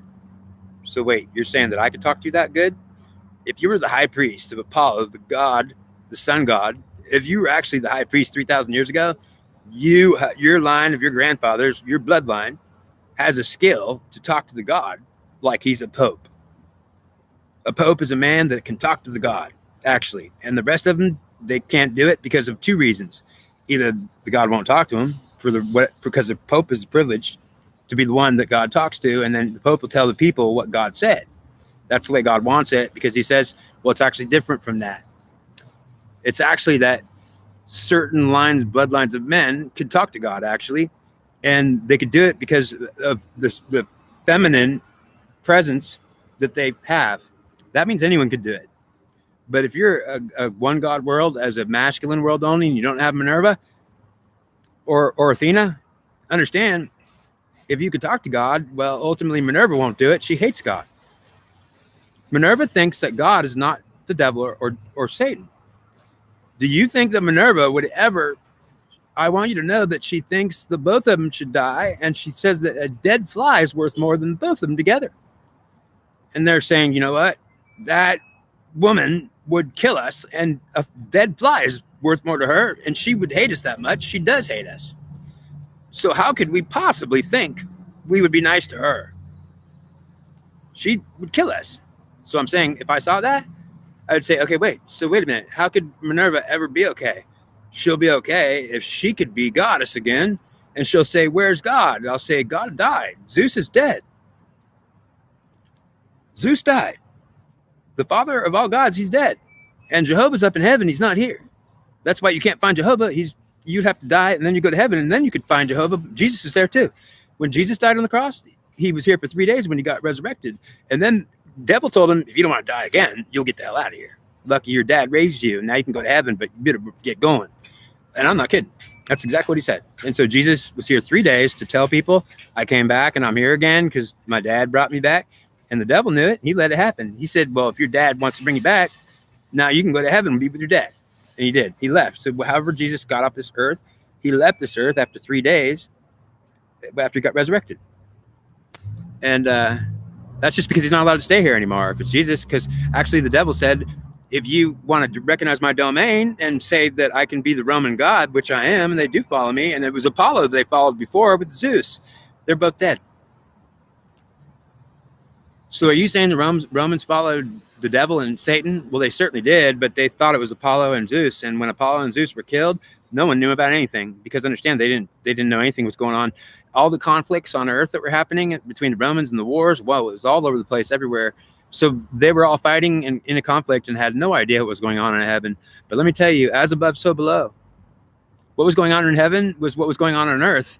And as the gods were mad at the goddesses and fighting them, men were mad at their wives and just feeling the same. And the women that were being goddesses and wanting to fight back, well, that was Minerva. And she was a killer. And she killed men. She was a killer of men. And she certainly, well, I say she killed her father. And ultimately, maybe her father killed her. And it could have been another god. And I don't know the details, but understand, I'll tell you what I know is maybe Minerva killed Zeus, or Zeus killed Minerva, and then Zeus was killed. But I'm not sure, because they were both killed. I know that, guaranteed, that they were both killed. And Minerva was allowed to go into all the women and be in the world, which meant that Minerva, as a goddess, had a body that was immortal. She was actually immortal, and she was the humanoid that was bigger than a regular human, and she could have been like 10 feet tall. I don't know. But if you actually saw a goddess that was real back then, understand the goddesses were real. They were alive, and they certainly didn't look like humans. They were humanoid, and they were different. They had a different color skin. Minerva's skin would have been golden. She had this stuff called ichor in her blood. Our blood is iron based, so it's red, and she wouldn't have had red blood. Her blood would have been bright gold, which meant that, or yellow, which meant that if she cut herself and bled, Minerva, I doubt she could, but if her skin could get cut and it would have been real strong and heal fast, understand she was immortal. So her body was not a human body. It healed instantly, or it never got sick. It was also tough, so you couldn't really stab through it with a knife. It was like the skin was tough, and ultimately she looked like something out of this world. It was whoa, that's a goddess. That's a human, but she's bigger than a human. Like, she doesn't look anything like a human, though. Whoa. Ultimately, she was killed. Her body was immortal. It lived for thousands of years. It didn't die, didn't age, but it was destroyed. That means that her spirit, after it was pushed out of her dead goddess body, it was allowed to go into the women, and mostly the high priestesses. That was a mercy. So understand that that the goddess Minerva got lucky, because, well, I tell you, she did get lucky, because although she got killed in her goddess body, whoever killed her allowed her to go into her high priestesses, which meant her spirit didn't die. It went into the human high priestesses, and those high priestesses of Minerva got her. Said, whoa, I got Minerva's spirit. I didn't have it before or last week. And then you say, holy crap, did you know that you are Minerva? And ultimately, one woman would get that spirit. And when Minerva got into one woman, that would be one woman that had Minerva herself. And there's only one woman that'll get Minerva. She's actually only one goddess. She'll be in one woman, which means when she switches a body into another body, the woman will lose her.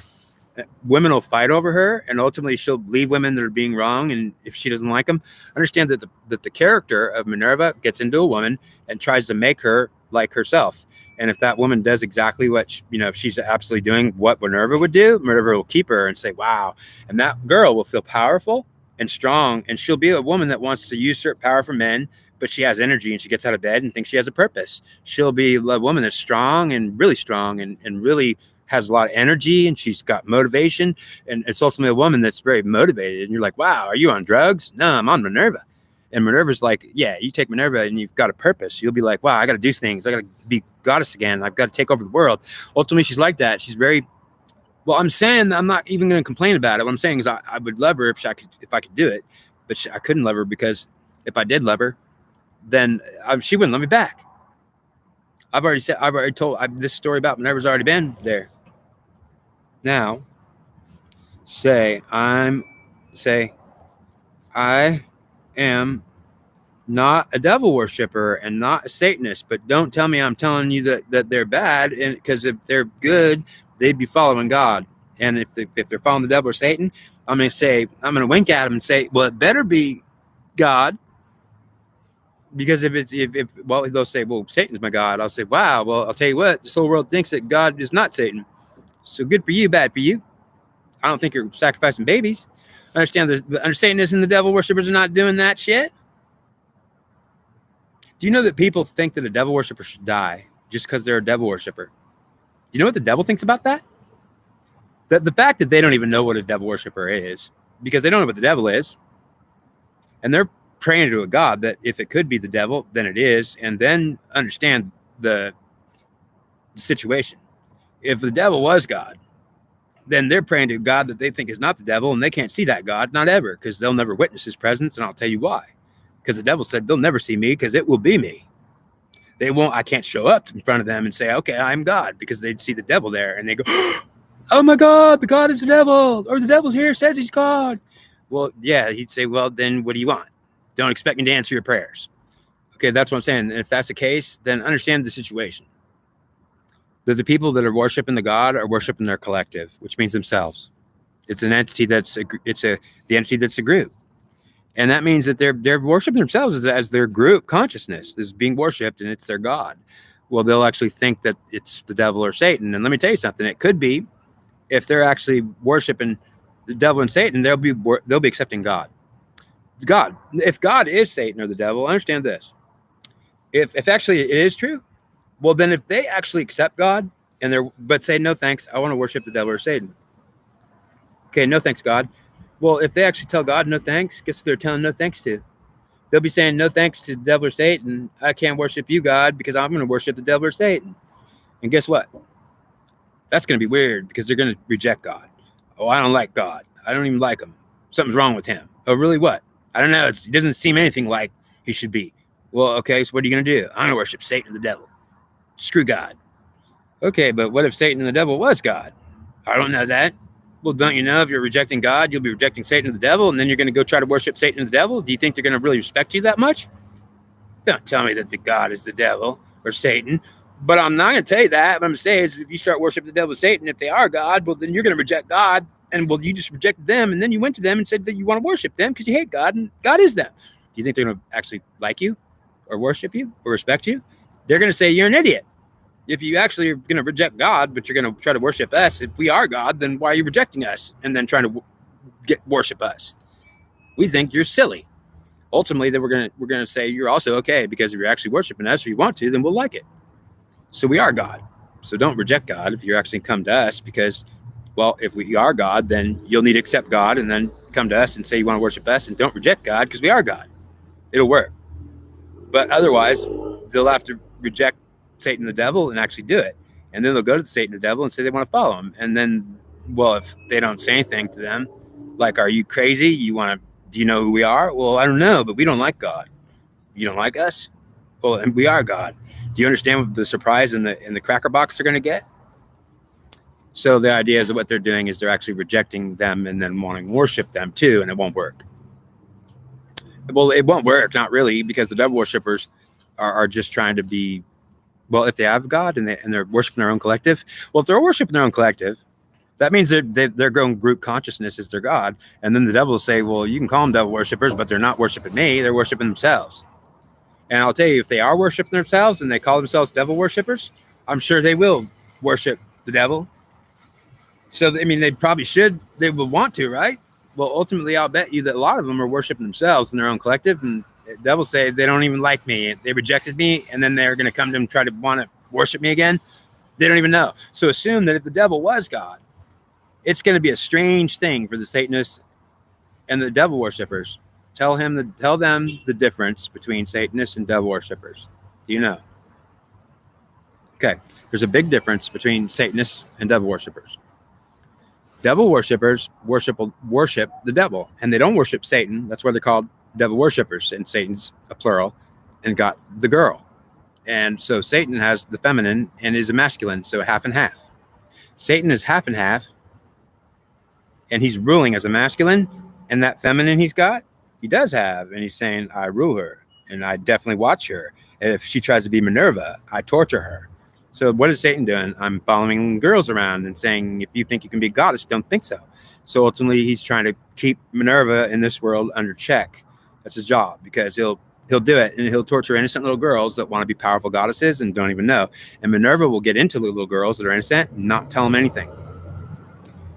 I want you to know that Minerva will get into an innocent little girl, possess her as a goddess, and not tell her she's there. So the girl will suddenly feel like she's, whoa, whoo, I'm strong. I love it. I feel like I'm on drugs. No, you're on Minerva. Okay, well, I feel good, man. Woo. I'm saying, you just got some purpose, girl. Oh, man, I got lots of purpose. What are you going to do? I don't know, but I feel good. She'll love it. But understand that if Minerva gets into an innocent girl, she'll feel so powerful, and she'll start to behave like Minerva. And what does Minerva behave like? She's trying to somehow get power somehow, and she'll get into a powerful position, and she'll try to take power in it, and she won't have power because if Satan will follow around and say, you ain't getting nothing. If you think this position of high authority is going to help you, well, I'll put you in the position and you won't get the power, though. So when you get in a position, you'll be all disappointed about it. And Minerva always gets appointed to a higher position and then is disappointed. It's always because Satan's following around and saying, I don't care how high you get, but each step you take, I'll give you no intellectual property. You won't have a spirit that's more powerful, and I'll take it from you if you think you'd be more powerful. So what he's doing is like he's going to pick on her and say, like, don't think that getting on. Yeah. And so why are you doing that, Satan? Because she is going to be trying to be beating me down, and she wants to be God herself. I'm not going to allow her to even be powerful. I'll pick on her and keep her down her whole life. Yeah. You're going to be a homeless person, Minerva. You're not going to be important. Okay, great. So you're saying that you're going to pick on her. I'm going to pick on her because she's trying to do something. She's trying to remove me. I'll know it. Okay, great. So that's why you torture a little innocent girl. But she's not innocent if she lets Minerva in. And I'll tell that little girl, do you know that you have Minerva in you? She's a goddess and she's the most powerful thing. And she'll say, I know, she made me feel so good. And I feel like I have a purpose. And I think I'm suddenly loving myself. I love life. Well, I know, but I'm sorry to disappoint you, little girl. But you just took a goddess and she's going to try to defy me. Oh, but I feel great about it. Well, then let her go because I'm telling her, get out. And Minerva could sit there and go, say nothing. And the little girls could say, I don't even know. What are you doing, Satan? Picking on me? And he could tell her, yeah, you've got a goddess in your head. And I'm telling that goddess, get out or I'll torture this little girl. And Minerva will say, I don't care if you torture her, you could torture her all day. And Satan say, you're going to allow me to torture this girl and you're going to stay there and knock it out? I'm not allowing you to be powerful. Get out of her and I'll leave her alone. Well, I don't care what you do, Satan, but the whole world's going to see her torture an innocent girl. And they're going to say, you are bad. And they're going to see you're bad, Satan. So why don't you go ahead and torture this little girl? I ain't getting out. Ha, ha, ha. And Satan will say, well, if you're going to really push me to do it, it doesn't matter. Because I will torture her. And ultimately what he'll tell that girl is you get her out of your head. You get Minerva out of your head. And ultimately that little girl, if she's smart, she'll let her go. And Satan will say, good, you're being a good little girl. I'll leave you alone now. Because goddess, don't take her. Because I'll torture anybody. I don't care if they're not innocent. They're not innocent. And I'm just trying to defend the truth. And I want you to know I'm a good person. I'm a loving person. I'm a kind person. And I have compassion for people. I have empathy and sympathy. And I care about this world. And I care about people. And I even care about Minerva. I love her too. And she gets to rule the Divine Feminine Collective. I want to tell you today, she just won a victory. And I'm telling you that I lost the victory because what I tried to do today was put Athena in power. And also make the Divine Feminine recognize Satan if he is God. And he said, well, if God shows up, then why don't you just recognize whoever God is? And if you see Athena come with a God mask, whoever God is, if it's Jesus mask, well, so see what I'm telling you is if this is real, what I'm telling you is if I'm saying that this is real, I'm talking about Divine Feminine Collective and maybe Athena could rule it. Well, if it's real, well, then understand that if it's real, why isn't God going to stop Satan from doing this? I mean, I'm saying like, why is Satan showing up and saying, I'm God? Well, I don't know, but where's God? Come and tell Satan you're not God. He'll say, okay, let's wait. Would you like to pray to him? I'll help you pray. Yeah, this is a joke, man. God, where are you? I'm right here. Okay, so it makes sense you don't want to talk to us. Well, I don't want to talk to you because Minerva called me evil and bad and said I will kill you and I'm terrible and torture your ass. So you're twisted. Yeah, I have her and I'm twisted. She hates me. I have her in my head. I'm twisted in my head. You're angry? I'm angry at her, yes, because she hates my ass and I have her. I'm fair. I take her and I say, why do you hate me so much? You think I'm a fly. You'd swat me like a germ and kill me. And Satan says she would kill me like a germ. She can't wait to destroy me and get rid of me. That makes me angry. She doesn't. So why didn't you just kill her and just have her dead? That is a good idea. Okay, so let me tell you. If that's a good idea, well, now you should just relax and let her rule. If so, wait a minute, that's a good idea. But if you can convince me of why I should let her rule, the Divine Feminine rule, if I should let Minerva rule, why I should do it. Because he wanted Athena to rule it and a woman to rule it. And guess who's ruling it now? A man, because he's going to take Minerva. So what are we seeing here? God says, if Minerva wants to be a goddess and get into a woman and be a goddess, don't think that I'm letting her do it again.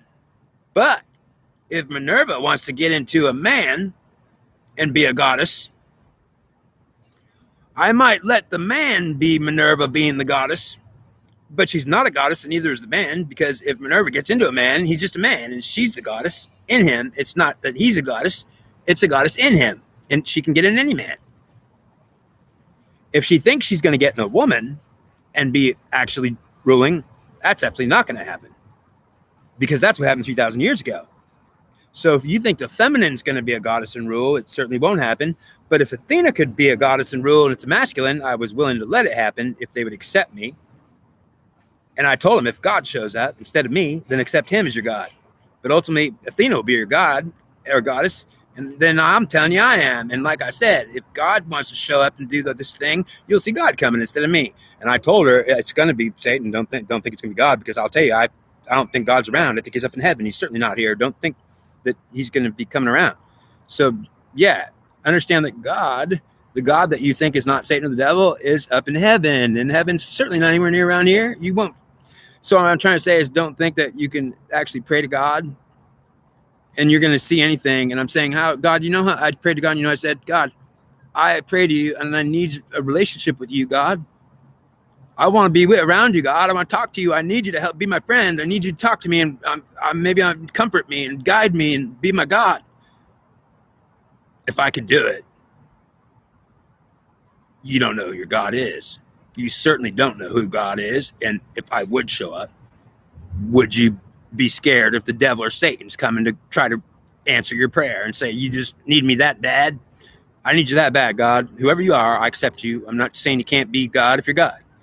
So you're not telling me that Satan and the devil can't be showing up to answer my prayers? Well, if they do, I'm telling you, God put them up to it, because if God heard the prayer and sent Satan or the devil, well, then what is this? A test? Well, you better assume it is then. And we'll claim we're God. So that's your test. You better pass it. So this is like, wow, either God's put them up to be, yeah, they showed up there impersonating gods. So God must be putting them up to this, right? Well, who else answered your prayers? And if we heard him and God didn't hear him, then why are we showing up? Okay, that's a good, well, I'll tell you, got a case right there. You got a good case. Because I did pray to you. And God told me I ain't going to show up first. What? You're not going to show up? No. Why? God, why are you going to show up? I need you.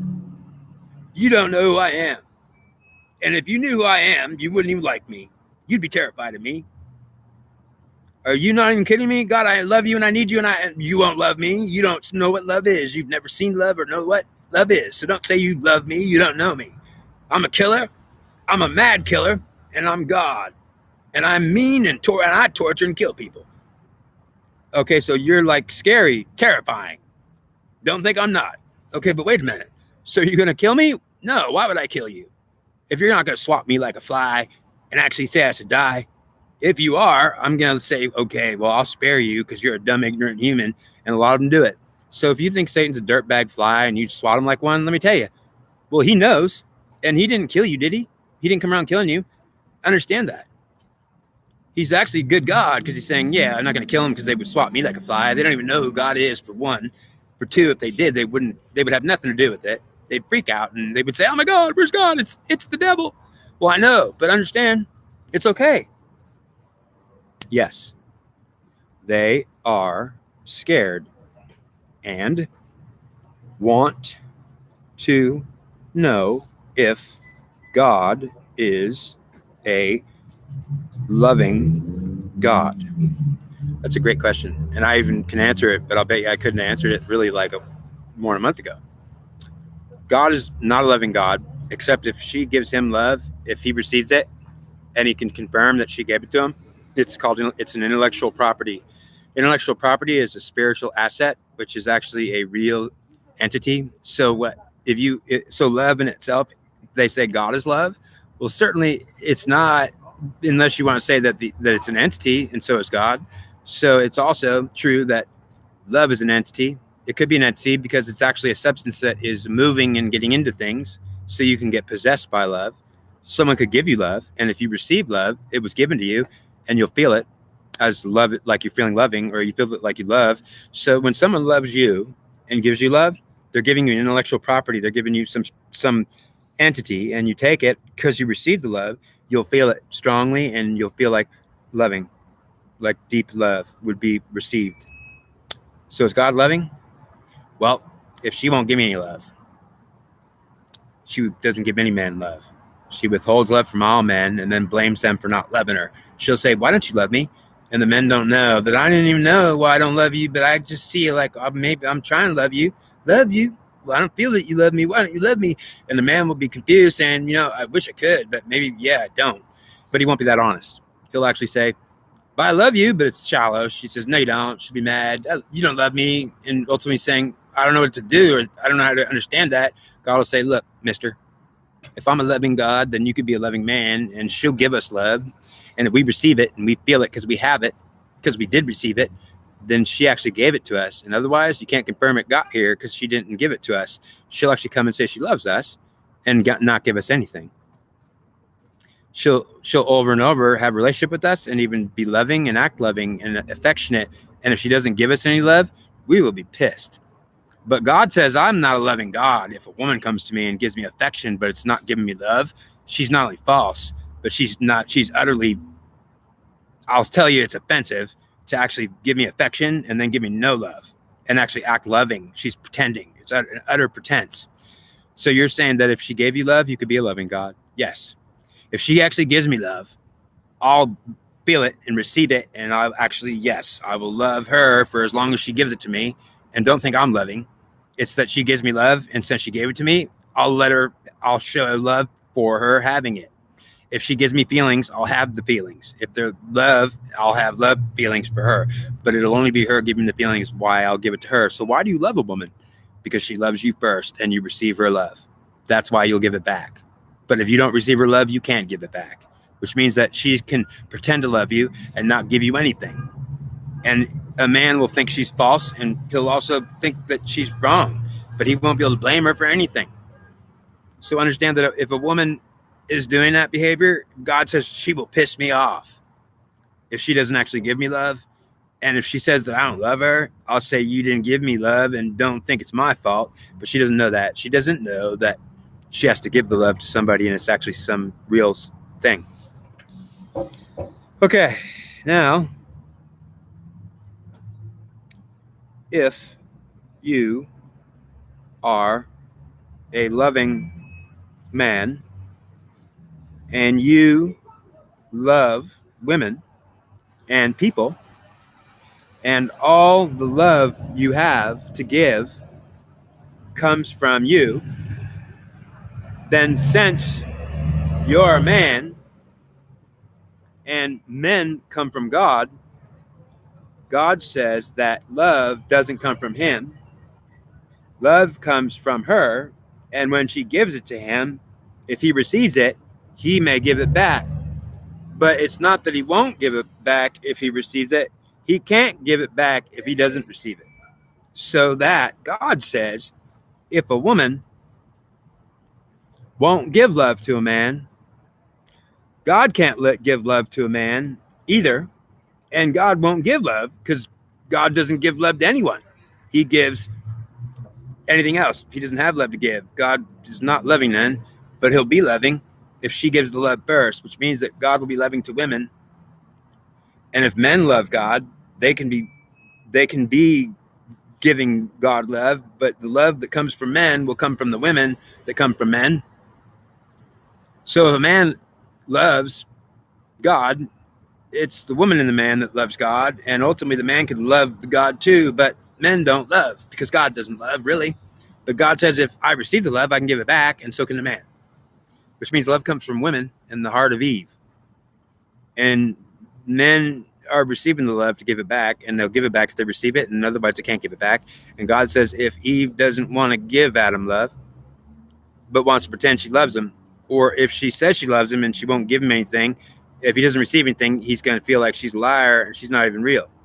So that they don't know, and this is important to understand. This information is very important for you to understand that if Eve or Minerva thinks that she can actually love anyone or have a love for anyone, she'll have to give them and love them first. But since she doesn't love anyone because she's mad, she'll say that you don't love me, so why should I love you?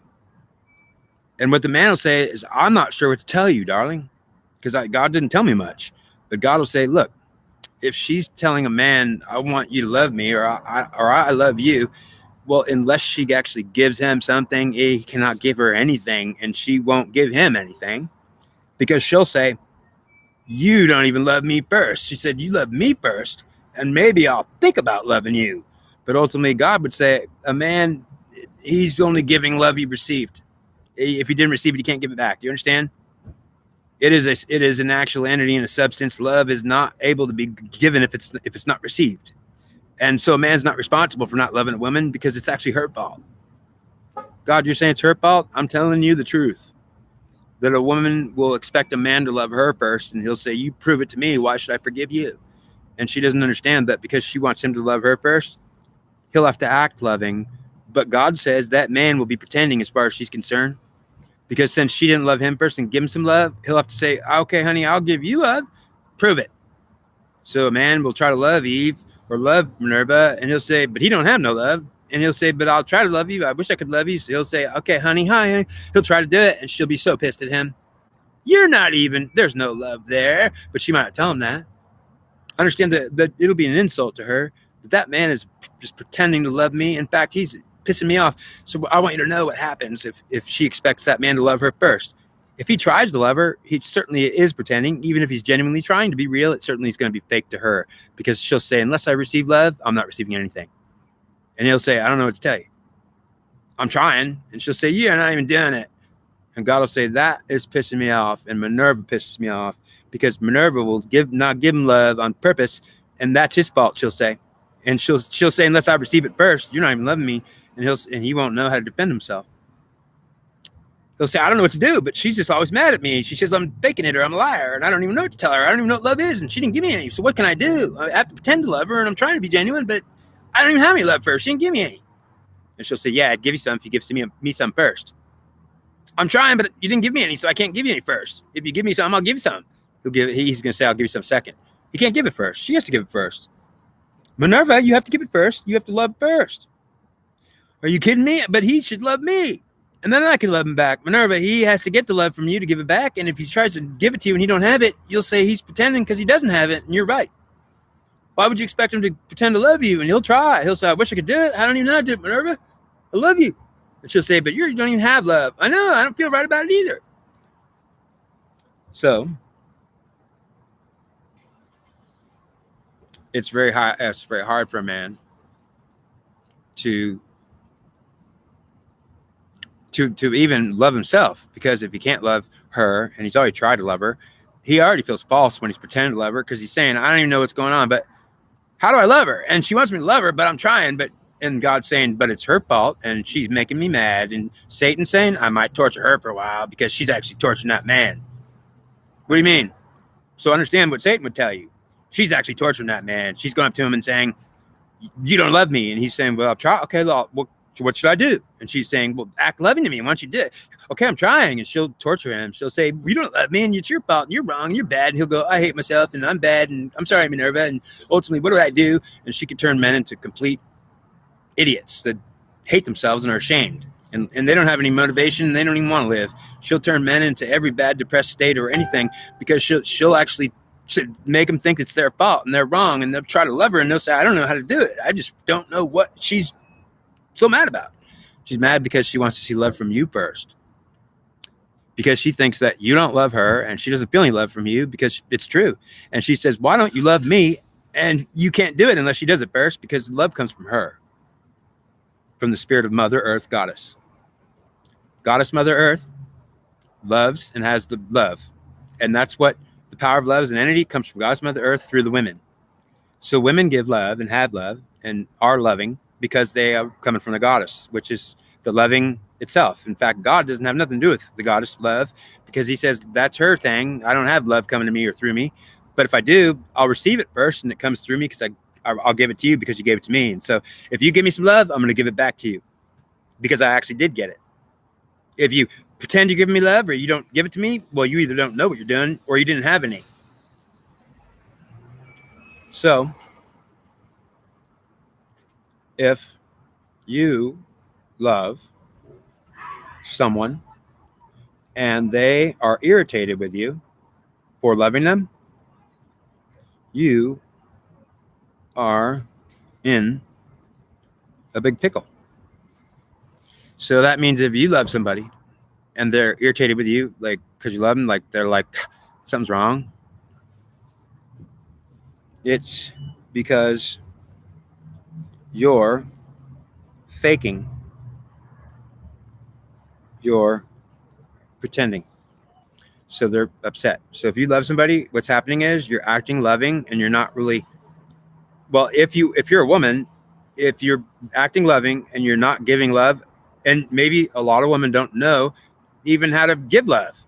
Well, if you're a woman, the love you give comes from the goddess Mother Earth through Minerva and also other Hera, but it doesn't come from any God, because God doesn't have anything to do with love unless he receives it first. He only gives it to you because you gave it to him first, and he'll give it to you back, and you'll think he's loving you. Well, you gave it to him first. That's why you get it from him, which means you'll not get any love from God unless he received it from you first, and you'll get exactly as much back as you give to him, and you gave it to him first. That's why he loves you back, which means that if you love Satan, well, he'll love you. But ultimately, who loves Satan, and who would try it?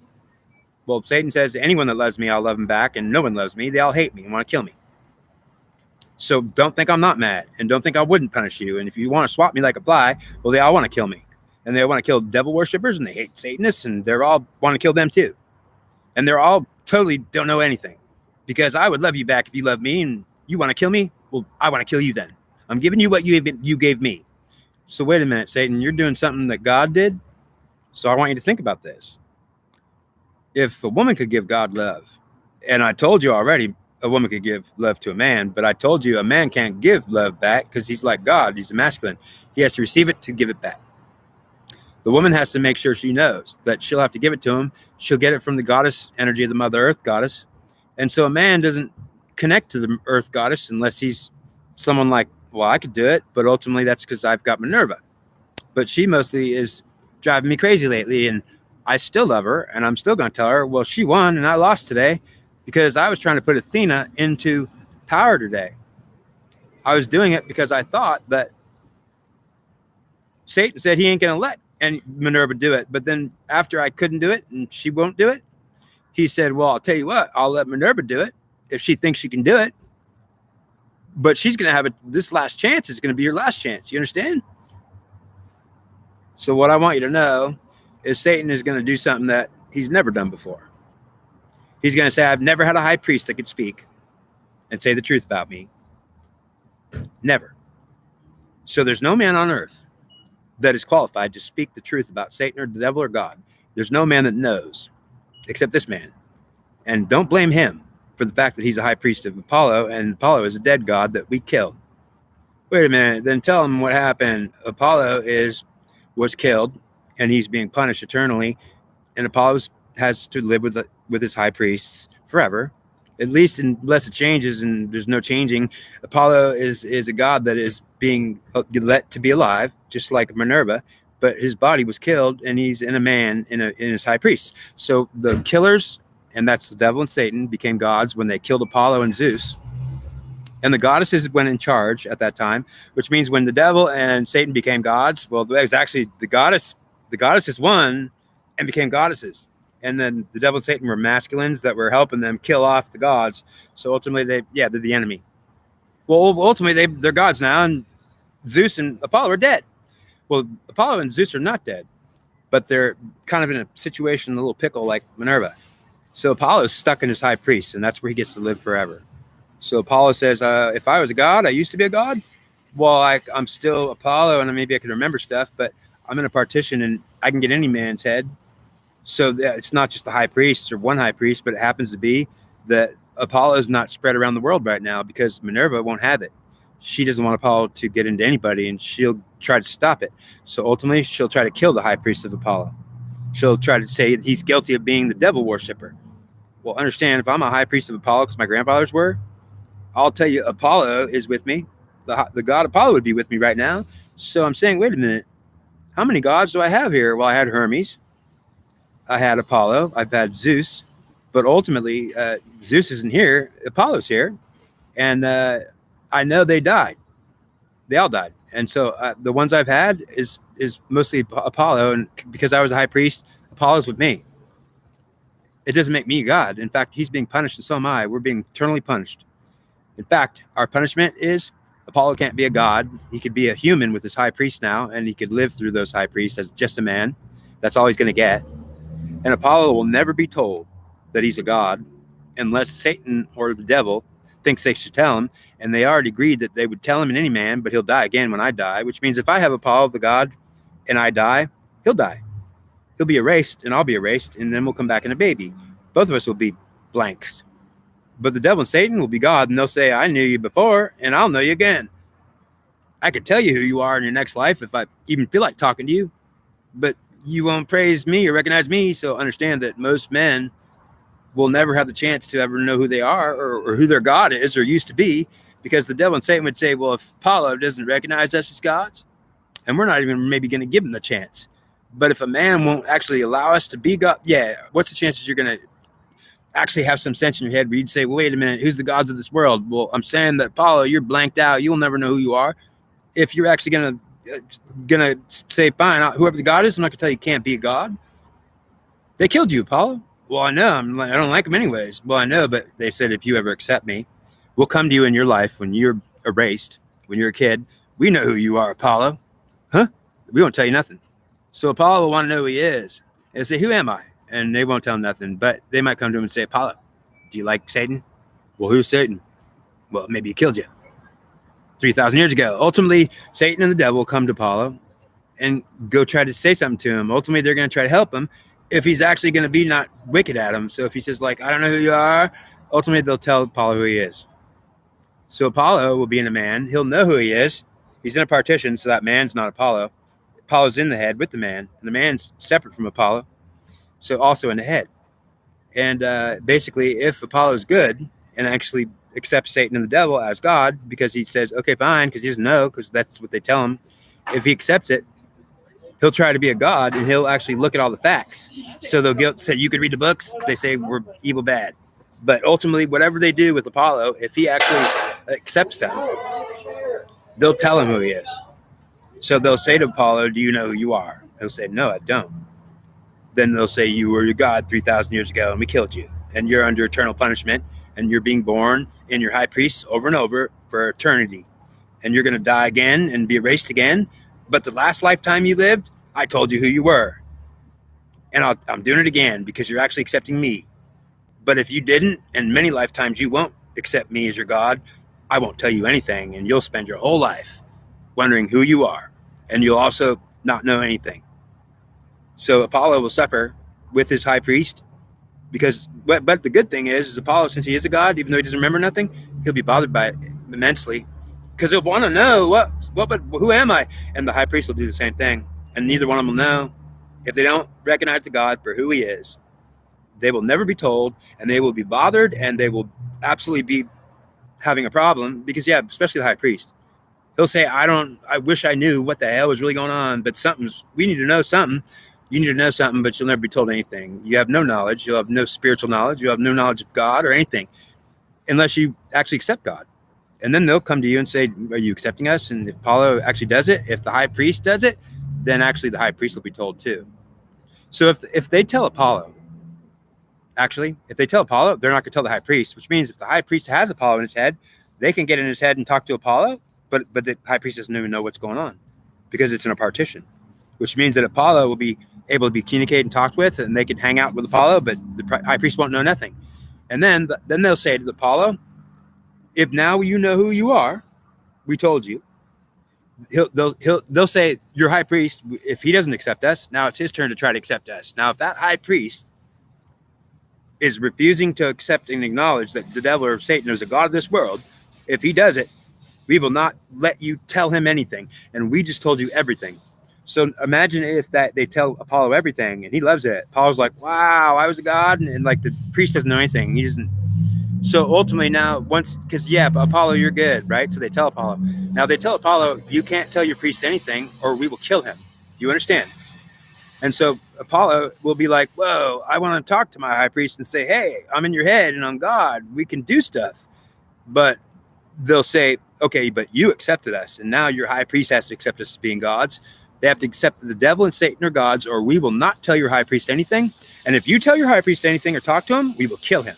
Do you understand that if we think that your high priest, if you talk to him, and we won't surely know, but we will watch him. So Apollo will be saying, are you kidding me? I can't talk to my high priest and tell him like, hey, it's me. It's like, I'm Apollo. I used to be your God. Remember, you're one of my high priests. You may not talk to him. We will kill him immediately when we know. So Apollo would say, damn it, then what do I do? He has to accept us. If he accepts us at the same time, we're going to test him, and he has to accept us. And if he does, then we'll allow you to talk to him, and then he'll know too. And then you'll have a high priest that's happy because you'll be talking to your high priest, and you're allowed to do it. So we're going to test your high priest to see if he actually accepts us.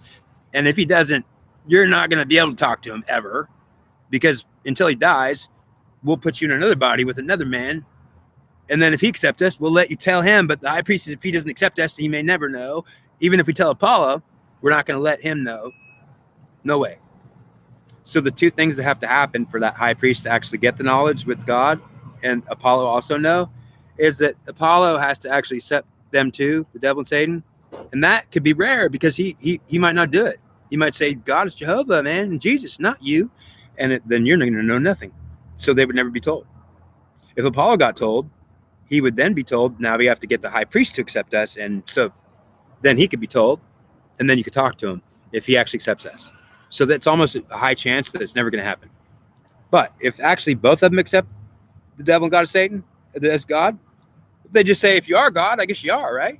Well, if that happens, we'll absolutely tell you both everything. Whatever you want to know. We'll tell you who you used to be and who you are now. It'll be okay. So then that's pretty tough. What are the chances that we're going to actually accept the devil and Satan as God? Well, if you don't, you're going to know nothing, and I won't answer your prayers, and God's not coming to you. So wait a minute. If I know Apollo's in my head and he used to be a god, I'm telling you that no, he's not. I'm saying he's in my head and he used to be a god, but he's under eternal punishment, and I'm his high priest. So I'm not Apollo. Apollo's in my head and he's separate from me. Okay, but that sounds crazy. Just telling you, if I used to be his high priest, that's what happened to him when he got killed. They said, you could live in your high priest, get in him now, because you're going to be a disembodied spirit. So basically the God was allowed to live, but only in a human. He wasn't allowed to be in an immortal body anymore. They destroyed it. So he got stuck. So we're being punished over and over.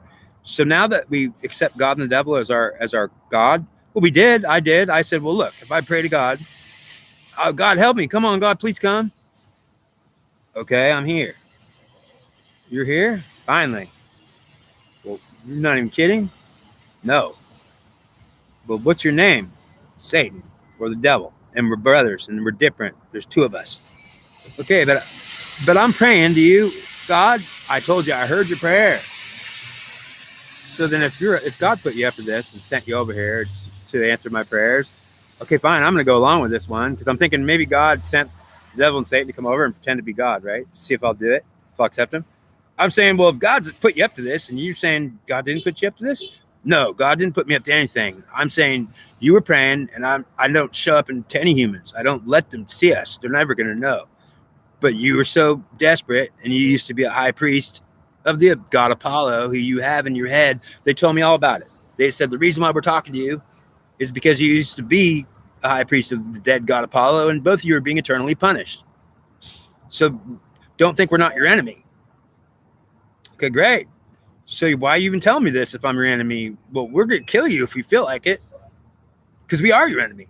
Well, I know, but that kind of scares me. Why'd you tell me all this then? Because we would tell you this if you actually accepted us as God.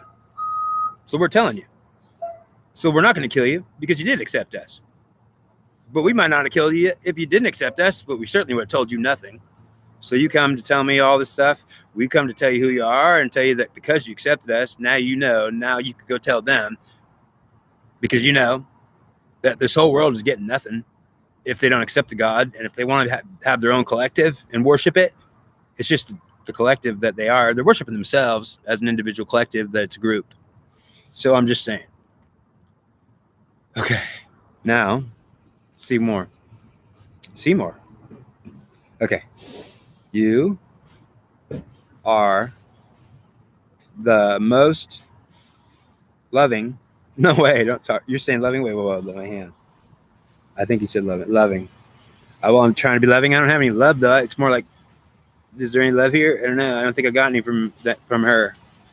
She is going to give you another chance.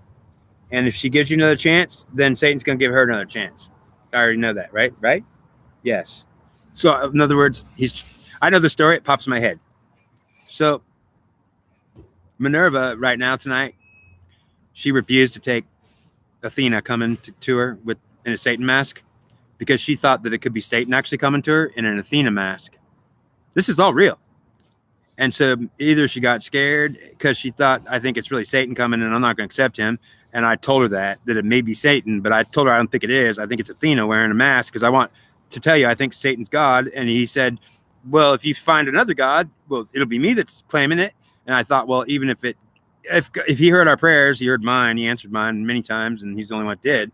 I said, if he can hear my prayers when I pray to God, then if he says he's the God and he's the one to answer my prayers, I was telling her, well, don't you think that either God put him up to this and it's a trick, but I'm saying, but then I'm not going to, then I will fall for it.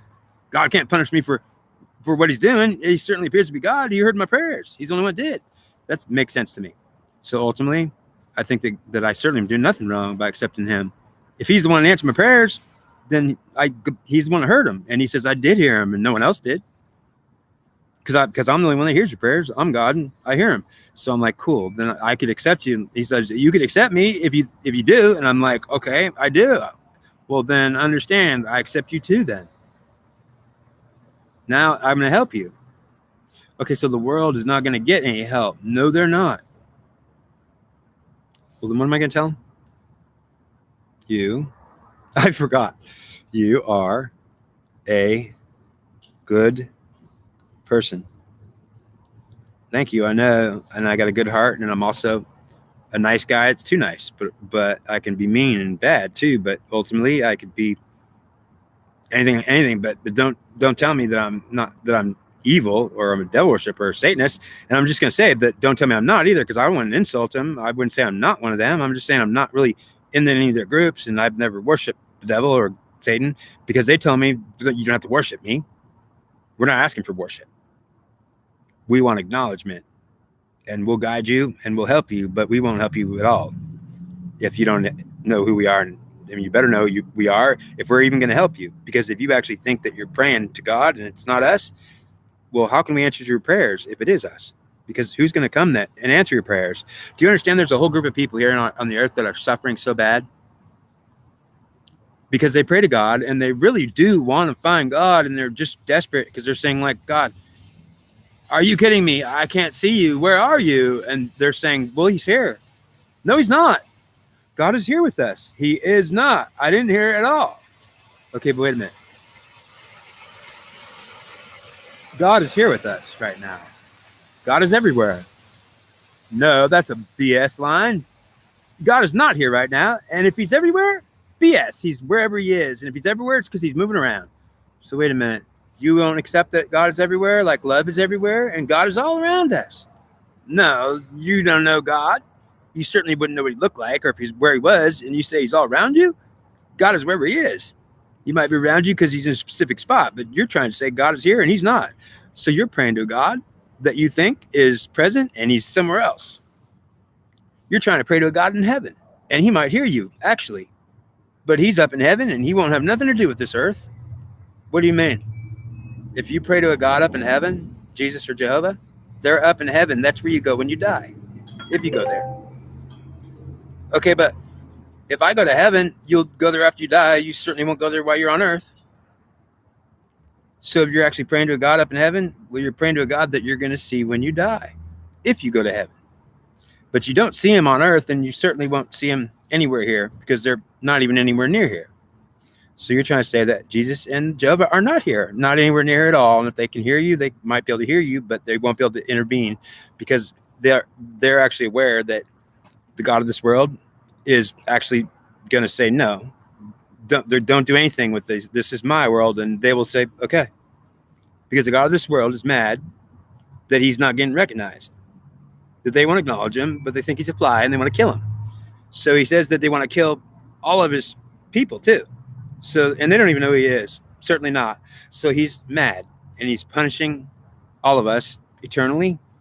And he murdered the gods, and he's punishing the gods, and he forced them to be humans. So many of us are in eternal reincarnation punishment because he says, every lifetime I give you a chance to accept me. So every lifetime I come to you in your teenage years, and well, I say, I don't tell you nothing. But you know who I am, and no, you don't know who I am, and I give you a chance to accept me. If you reject me, you won't even know who you're rejecting, but I'll present myself to you, and you will see what you see, whatever it is I present myself to you in. It'll be God, whoever the God is, and it'll be the devil and Satan. And understand, if you reject me because I am God, I'll come to you as a person, and you won't see Satan or the devil. You'll see a person. And if you reject the person, well, I'll count it as you rejected me. So what Satan says is, I'll be in a person, get into a person, and I'll give you a chance to accept this person, whoever it is. That means the person will come into your life. It's actually going to be Satan or the devil. And they're going to test you to see if you accept them. And you will just see a person, you won't know who it is. And they say, when we're going to find out if you hate us, but we can see it. Hi, how you doing? If Satan comes out to you, or the devil, and they shake your hand, it's a person. Well, you're going to feel something, and they're going to say, I want to watch what you're feeling. So the person might not even know. But the crazy thing is, he might know, which means that the devil or Satan might come in somebody that's actually aware of what they're doing. So they're going to come to you and say, they're going to try to be your friend and be nice.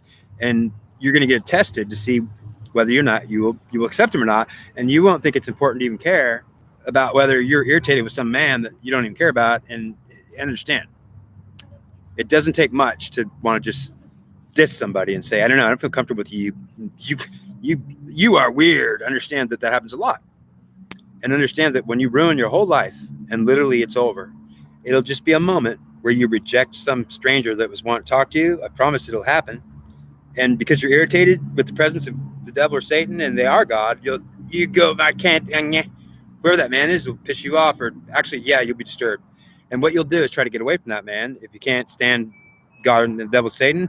And then they'll say, you're rejecting me. And in fact, they'll try to be your friend. And if they see that you can't stand them, well, if you push them away, they'll say you just rejected God, and they won't say anything, but they'll disappear at that day. And that's the end of your chance in this life, because they'll say you rejected them. And now if they let you live any farther, they will let you live, because there's no reason to actually kill you other than they might come back later and give you another chance. So you might have multiple chances of the devil and Satan and people coming into you, and they want you to accept them, and they'll be glad if you actually accept a man that is having them. If you do it genuinely, they're going to say, okay, then you did accept us. That means you accepted God, and they're not going to tell you anything. So if actually God comes to you to see if you'll accept him, I want you to know who it's going to be. It's going to be Satan and the devil, and it is God. And if you actually are aware of this, then what you're going to do is feel very like something's not right, man. And I'm telling you, it'll be worse than that, because you'll be terrified of that man and scared of him like he's a murderer. And I'm telling you that they are murderers. They're the worst kind of murderers. They've killed many people, but they're not going to murder anyone that's not doing something that they think is. They don't murder people for no reason. They will kill people for every reason that they'll say there was always a good reason. So they say they don't kill anybody for no reason. So you shouldn't be afraid of them, and understand the importance of this message. You will be afraid of Satan. The first time I saw him, I was terrified. I thought he was going to kill me, but he told me he was going to kill me. So the first time I saw Satan, he told me he's going to kill me. He came to me and attacked me and said, I'm going to kill you. How do you feel about that? And I was like, whoa, are you not even kidding me? You're talking to me? And he's like, I'm going to kill your ass. How do you feel about that? I said, okay, but you were going to kill my ass. Yeah. In fact, I came to you and I told you I was going to kill your ass because I was mad at you, because you were putting me underfoot. Don't trample me underfoot. You thought you could be Michael the Archangel and trample me underfoot. I never trampled you underfoot. You used to trample me underfoot all the time. So wait a minute. You're saying I was thinking I could be Michael the Archangel, and you thought you could trample me underfoot. That was your attitude. Satan, get down, and you got to step on your head. Well, ultimately, you're lucky I didn't kill you. I'm God. I didn't kill you because you're stupid, dum-dum, and you don't even know. And when I was like going, holy crap, you're mad, you don't like me. I'm God, and you swatted a fly once. And I said to you, if that fly is me, are you going to swat me? And you swatted it, killed it. Don't tell me that. There was a fly one time in your car, and I got in your head, and I said, do you see that fly there that landed there? And you didn't even know I was in your head. You didn't even know you were talking to me, but I was talking to you, and you could hear me because I knew you heard me. I was talking to your heart. You definitely felt what I had to say. And I said, you see that fly right there? And I remember it. I remember it because I was in my car one time, and there was a fly in front of me, and I was irritated that fly is in my car, and I'm going to swat that son of a bitch. And so I was looking at that fly, and Satan was telling me, do you remember that time? And I remembered it. There was one time I was in my car, and there's a fly on my dashboard. And I thought I saw the fly, and I was so irritated by it because I thought, sick of these flies coming in this here, and they're pissing me off, and I'm going to kill that fly. And ultimately, I didn't kill flies. I didn't usually kill them. I'd try to shoo them out. I wouldn't be killing them. But I was mad that day at that fly, and I said, I'm going to kill that fly. And something in my head said, you really want to kill it? So when I remember this. This is a real story. I was going to kill a fly, and I don't really do it. I never really do it. Understand, I don't kill flies. I'll try to shoo them away, and I don't want to kill them. And that day, I wanted to kill that fly, and I was pissed. And I remember it. I remember that fly made me mad. And when I was about to kill it, before I was about to hold my hand up like this, I remembered that I thought, wait a minute, I shouldn't be killing this fly. I had a feeling like, am I going to really do this? And something said, if I do, this is not going to be good, and I shouldn't be killing this fly. And I was like, that's silly because it's a stupid fly. And I went, psh. And Satan told me in my head, you just killed me. And I was like, I don't even know what that is. But he said, do you remember that? And I said, I do remember that. I killed that fly, and I felt bad. I spent 20 minutes thinking I just murdered a fly, and I'm thinking, man, I feel bad about it. And I thought, how silly am I? I'm upset because I killed a fly. I was upset because I killed a fly. Do you understand me? I spent a half hour almost crying. I was like, that fly. I was like, I'm sorry, but he was telling me in my head, do you know that was me? You killed me. And I was saying, like, I didn't even know I was talking to Satan. I didn't even know. He was telling me I was feeling feelings. The feelings I had, I don't know what I was doing, but I was in my car, and I was feeling so bad about that fly, and I was thinking, it was just a fly. I mean, is a big deal? And I was thinking, man, I can't believe I'm so feeling bad about killing a fly. And I never knew what the hell was the reality of it. But I did always remember that, one time I killed a fly, and I felt really bad. Like, I can't believe I did that. And then when Satan talked to me, he said, do you remember that time, that fly? That was me. And I was telling you, if you swap me, you're going to try to kill me. And if you do, I already know how you feel about me. And he was told me when I lifted up like that, I remember that moment because I was feeling like maybe I shouldn't do this, but I was so mad, like I'm sick and tired of that fly. And he said, I told you when you had your arm in the air, he said, I told you, if you kill me, I'll kill you. And I still went, psh. And I felt bad about it for 20 minutes, and I had an emotional experience about it. And I thought that it's something silly about me. I feel sorry for a fly, or I'm regretting it. I never knew until you told me the story. And then I thought, I do remember that. And yeah, that was you. But it wasn't really me, but I was in that fly. Yeah, you were looking at me and irritated as all hell, and you wanted to murder my ass. And he said, and I told you, if you actually kill me, I'll kill you. And ultimately, I decided to say, swat, bam, bad. And he said, and I meant it. And I'm saying, like, okay, great. I didn't even know it was you. He says, but I told you it was me. That's why you hesitated. I knew you heard me. And I was like, it's not fair if you talk to someone's heart and they don't even know what you're saying. I'm not talking to your head, and you're not going to be included. I said, do you know the whole human race is not even able to talk to you? Well, I don't want to talk to them. And if they saw me coming, they wouldn't accept me anyways. So how can I be their God if they don't accept me?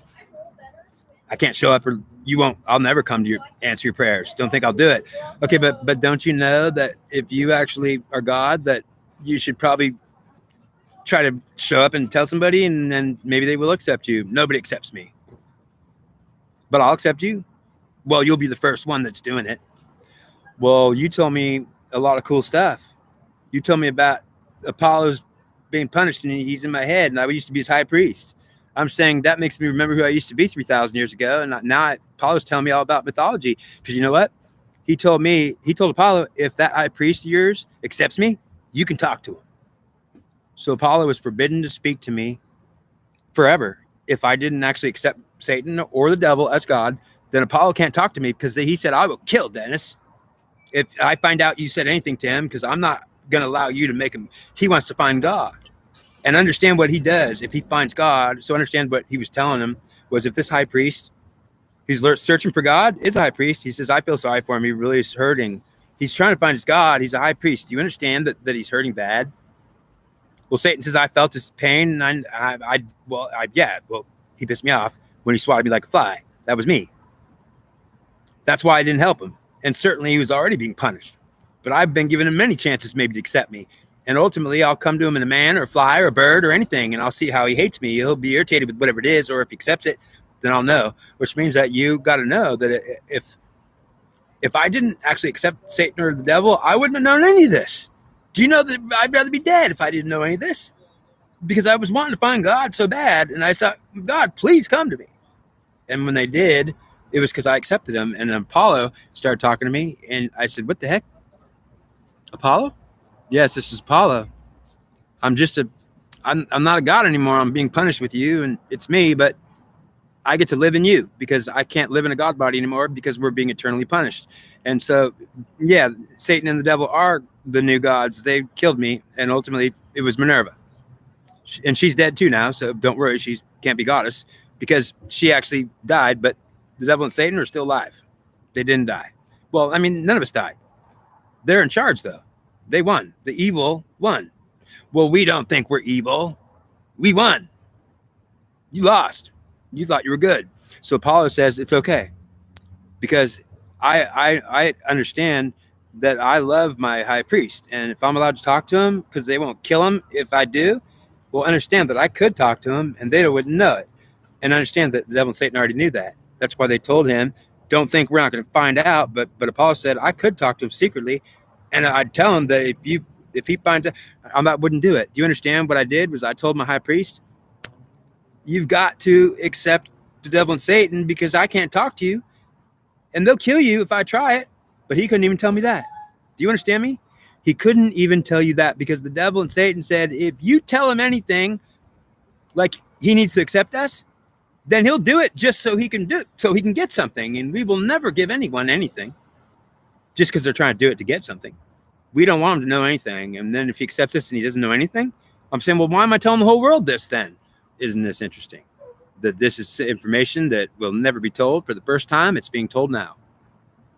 But the devil and Satan say we will never tell the world the truth because, well, we're hated. And they're not going to accept any of this. And I said as a high priest, well, wait a minute. Am I a high priest? You used to be 3,000 years ago. Okay. You used to be. All right. Well, then I'm gonna say, Apollo, can Apollo talk to me? Yes, he may, because since you accept us, you can talk to Apollo. And I started talking to Apollo. And Apollo said, we did it. What happened? We did it. We did what? I can talk to you now because they won't kill you if I do, because you accepted them, and they're going to say, then okay, you could tell your high priest what's going on, and your high priest can decide to tell the world what's going on if he wants to. If it's okay with you and him, we don't mind. But if you tell the world anything, you're going to tell them the truth, and it's not going to be anything like the goddess is in charge. She's not. She'll never be. But I want to tell the world the truth, and I'm a high priest, and I want you to know, as a high priest of Apollo, the sun god, well, he and I would say that the world should know the truth, even if it's not even believable, and especially if it's not even practically possible to believe, and it's not possible to do anything about it. 2 hours and 37 minutes. Oh, wow. It's a long time.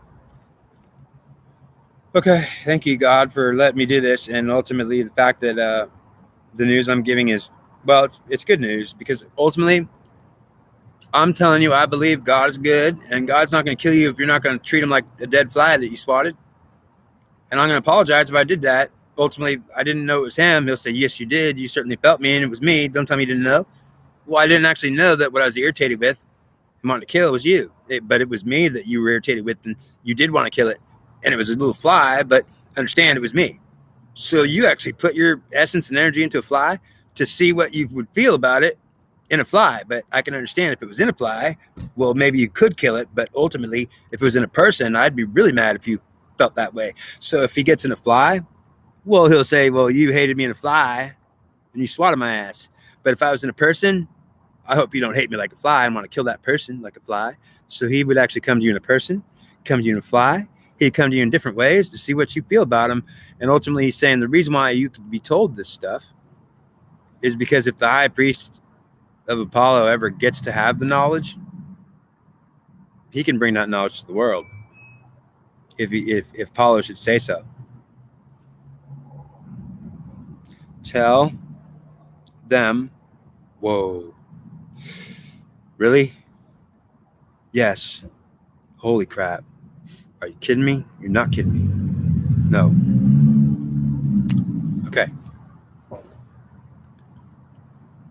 Understand that I'm a good person with a good heart, and I'm I'm doing what I think I could save the world this way in some sense. Now, understand how I mean by saving the world, because this video won't be seen by anybody really. It'll be seen by whoever sees it, and I'm told, Apollo says, I promise you somebody will see it, that it is absolutely seen, and they could share it. And so he said, if this doesn't get any views, he said, it doesn't matter, because he said this information can't be seen by the world, maybe. He said, so they might censor it, and that's just me censoring it. So don't worry. He said, if they won't show this to the world, well, they're going to show it to some of the world, so some people will see it. It'll go to where it's supposed to. And I was like, are you kidding me? No, you're not kidding me. No. So don't worry. Don't worry who's seeing this. You need to, someone will see it. That needs. So I'm happy. Yeah, it'll be, even if it's one person. So understand that. Tell them about your love for being a high priest of Apollo. Well, my grandfather's was a man named Helenus who was a high priest of Apollo, and it's in mythology. Well, I think it's real. He was real, so Troy was real, and all mythology was real, and ultimately the way they express mythology. Understand? I want to give you a quick example of why. This is a good way to help you understand why mythology is real. And although that the academia doesn't understand it at all, really, and it's also a bunch of it's not even true, but it ultimately has truth.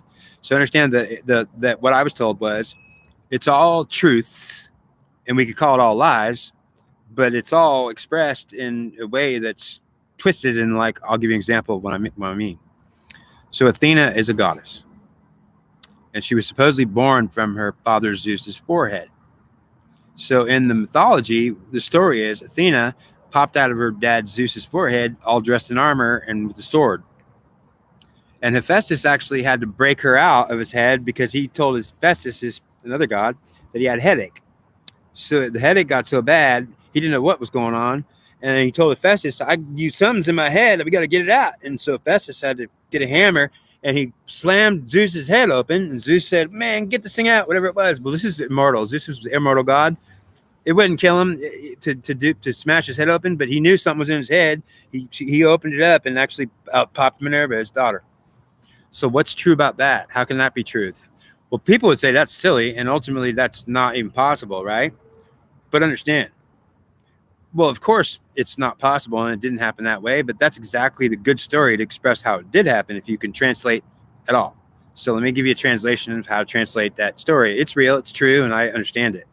So Athena popped out of her dad's forehead because actually she came from her father spiritually. So she's got masculine only. She's not feminine, which means she's a goddess that's not a woman. But she is a woman goddess. But she doesn't have any feminine. She's a masculine goddess with Zeus, with her dad. She is her dad. So Athena is her dad, actually is her dad. She's her dad and not her mom. So wait a minute, she's just masculine. You would think she's a man, but you would see a woman if she showed you who she was. But she's actually, her energy is of her father's. So she is her father. That's right. And she has no feminine in her. She's a goddess with no feminine. That's kind of strange, isn't it? Well, understand the reason why they tell you that story that she popped out of her dad's forehead is to try to tell the priests who the priests who down the line are alive will be able to translate the Iliad and the stories, because they'll say, well, what they're trying to tell you is that Athena came from Zeus and doesn't have a mother, which means her energy is all father, which means everyone will think Athena is a god unless they actually see her body, that she's actually a woman. And she is a woman, but she's not going to have any feminine, which means that it is weird. You're going to see God. If she doesn't show you her and she comes invisible to you, it's God, not goddess. You'll say, no, this is God. No, it's not. It's goddess. So understand why Satan was really allowed to let her rule. Tell them about your love for being a high priest. I forgot that. I went off the track. Okay. Being a high priest of God is special because you get to talk to God personally. And so, well, the high priest, well, if he's at the position that I'm talking about, he's not just a high priest, he's the Pope. Now understand that I'm not the Pope, but I'm saying I'm like a Pope. So I want to tell you that the Pope is the one that is actually talking to God, and the rest of them don't. So he has to tell them all what God said. And I want you to know that so the Pope actually talks to Jehovah, and Jehovah talks to the Pope. Jehovah's up in heaven. So Pope that's down here talks to Jehovah that's up in heaven, and ultimately Jehovah doesn't talk to anybody on earth, and he won't do it because it's actually not his earth. Well, he gave it to his sons, or at least the devil and Satan have it now. So why does the Pope actually talk to Jehovah up in heaven, and he's allowed to do it? Because the whole Catholic Church is following Jehovah, and he's up in heaven, not here, and they won't follow the devil or Satan, and so they're not following the gods of this world whatsoever. They won't do it. They'll follow the Jehovah that's up in heaven, and he is up there, so it's okay, because the Pope will be talking to Jehovah, and Jehovah says, I'll talk to the Pope. So they are talking, and they don't talk to nobody else, and Jehovah says, I won't talk to anybody else, period, because that earth is, or this earth is not mine. I left it. I took off and went up and made it heaven. So Jehovah says the heavens are mine, and when you die on earth, you can come up and see me and talk to me, but when you're on earth, you won't. You can talk to me if you're the Pope, but if you're not the Pope, well, you won't be talking to the God Jehovah, never. And I'm saying the God Jehovah, well, I think he might have talked to me a couple times and said that I can't really talk to you. That's what he would have told me, because I want you to know that if I'm a high priest, I can talk to the gods and goddesses. And so I'm saying that Jehovah told me I can't really talk to you. You need to talk to God. And I'm like, well, what the hell? Who's God? He never told me. And he only told me a couple times that I left that world. Whoever God is has it. So I knew Jehovah is not a God I could even have. And he said that's true, because ultimately you've got, well, there's a God over in the world with you down there. Well, you didn't even see him yet. So ultimately I didn't know any of this. But the truth is since the Pope talks to God, Jehovah up there, but I don't. And all the Catholic Church, the people, they can't talk to Jehovah because Jehovah is not allowed. Well, he won't do it. And certainly he'll do it only with the Pope. So the Pope will get actually the real God, Jehovah's info, and he'll tell the Catholic Church what's going on. And the Catholic Church won't know anything except what the Pope tells them, because no one in the whole world is allowed to talk to Jehovah, because he won't talk to anyone. If he does, like me, talk to me, he'd say, I can't talk to you. You have to talk to the God of this world if you can. And he didn't even tell me who it was. But he did tell me he can't talk to me. And I was thinking, why? Why can't he? Well, I mean, I'm not the Pope. But understand that was before I accepted the devil and Satan. And then they said I can talk to Apollo, and Apollo's allowed to talk to me, and they won't kill me. So that was because we did accept him. So I got a big reward because I accept God. And it happens to be two gods that killed my God. How happy am I to be a priest? Oh, I'm happy if I can talk to him. And how long has it been? Oh my gosh. How long has it been? 2 days. I want to let you know, 2 days. 2 days that you've known that Apollo is in your head. It's been 2 days that I know that Apollo is in my head, and he's talking to me, but he hasn't said much, because understand, I'm used to not talking to him. And also I'm aware that if he talked to me, they'd kill me. Because they said you can't, they told Apollo, you're high priest. If he doesn't accept us, you may not say one word to him, but we'll tell you, and then you could help him, but you can't talk to him. So how does he help me if he can't talk to me? Well, he can talk to your heart. So Apollo gets to talk to my heart, and I'll be like, so man, that's frustrating. I want to talk to God, and I don't, my heart's, man, God dang it. So I didn't like it. So yeah, Apollo's allowed to talk to my heart, but he won't talk to my head. He can't do it. And understand, in my case, they said they'd kill me if he did it. He told me when he talked to me, I couldn't talk to you. I wanted to. And I said, I know, but damn, I was freaking out. So when I found my God, who did I find? Well, I found the devil and Satan, who are gods of this world, who said, we're being punished. And then they said, now you can talk to Apollo since you accepted us. And Apollo said, hi, I'm here. And I said, what the heck? Are you for real? Yes, I'm for real. And you're like, who are you? I'm Apollo. But I'm not special because I'm just nobody. I'm being punished. I'm not alive. I died. I'm in your body. You're my high priest. I used to be your high priest 3,000 years ago. Yes. So how special am I? Well, I don't know. I think I'm pretty special, but thanks. Yeah. But he says, yeah, but it's okay. And I'm saying, wow, so we can actually talk? Well, we will talk, but ultimately I never even have a conversation with him yet. I've been talking to Satan and the devil because I've been trying to make things right. Because I'm saying I don't want to die. So understand, they're saying if you don't do any more videos, because now Minerva is going to have a chance. Okay, that's most important. Minerva, you're going to get a chance because you just don't understand what you did. God could be mad about right now what you did today, Minerva. You just completely refused to take Athena, and ultimately it could have been Satan, and I told you it could have been him. So understand that what you did is you just lost your bid for being, yeah, but that Athena's the one that lost it. Now you can have it because you didn't accept her. So Minerva is going to be, well, she's going to be given a chance. Now, what she has to do is, now look, Satan says, be a good little girl. Be nice.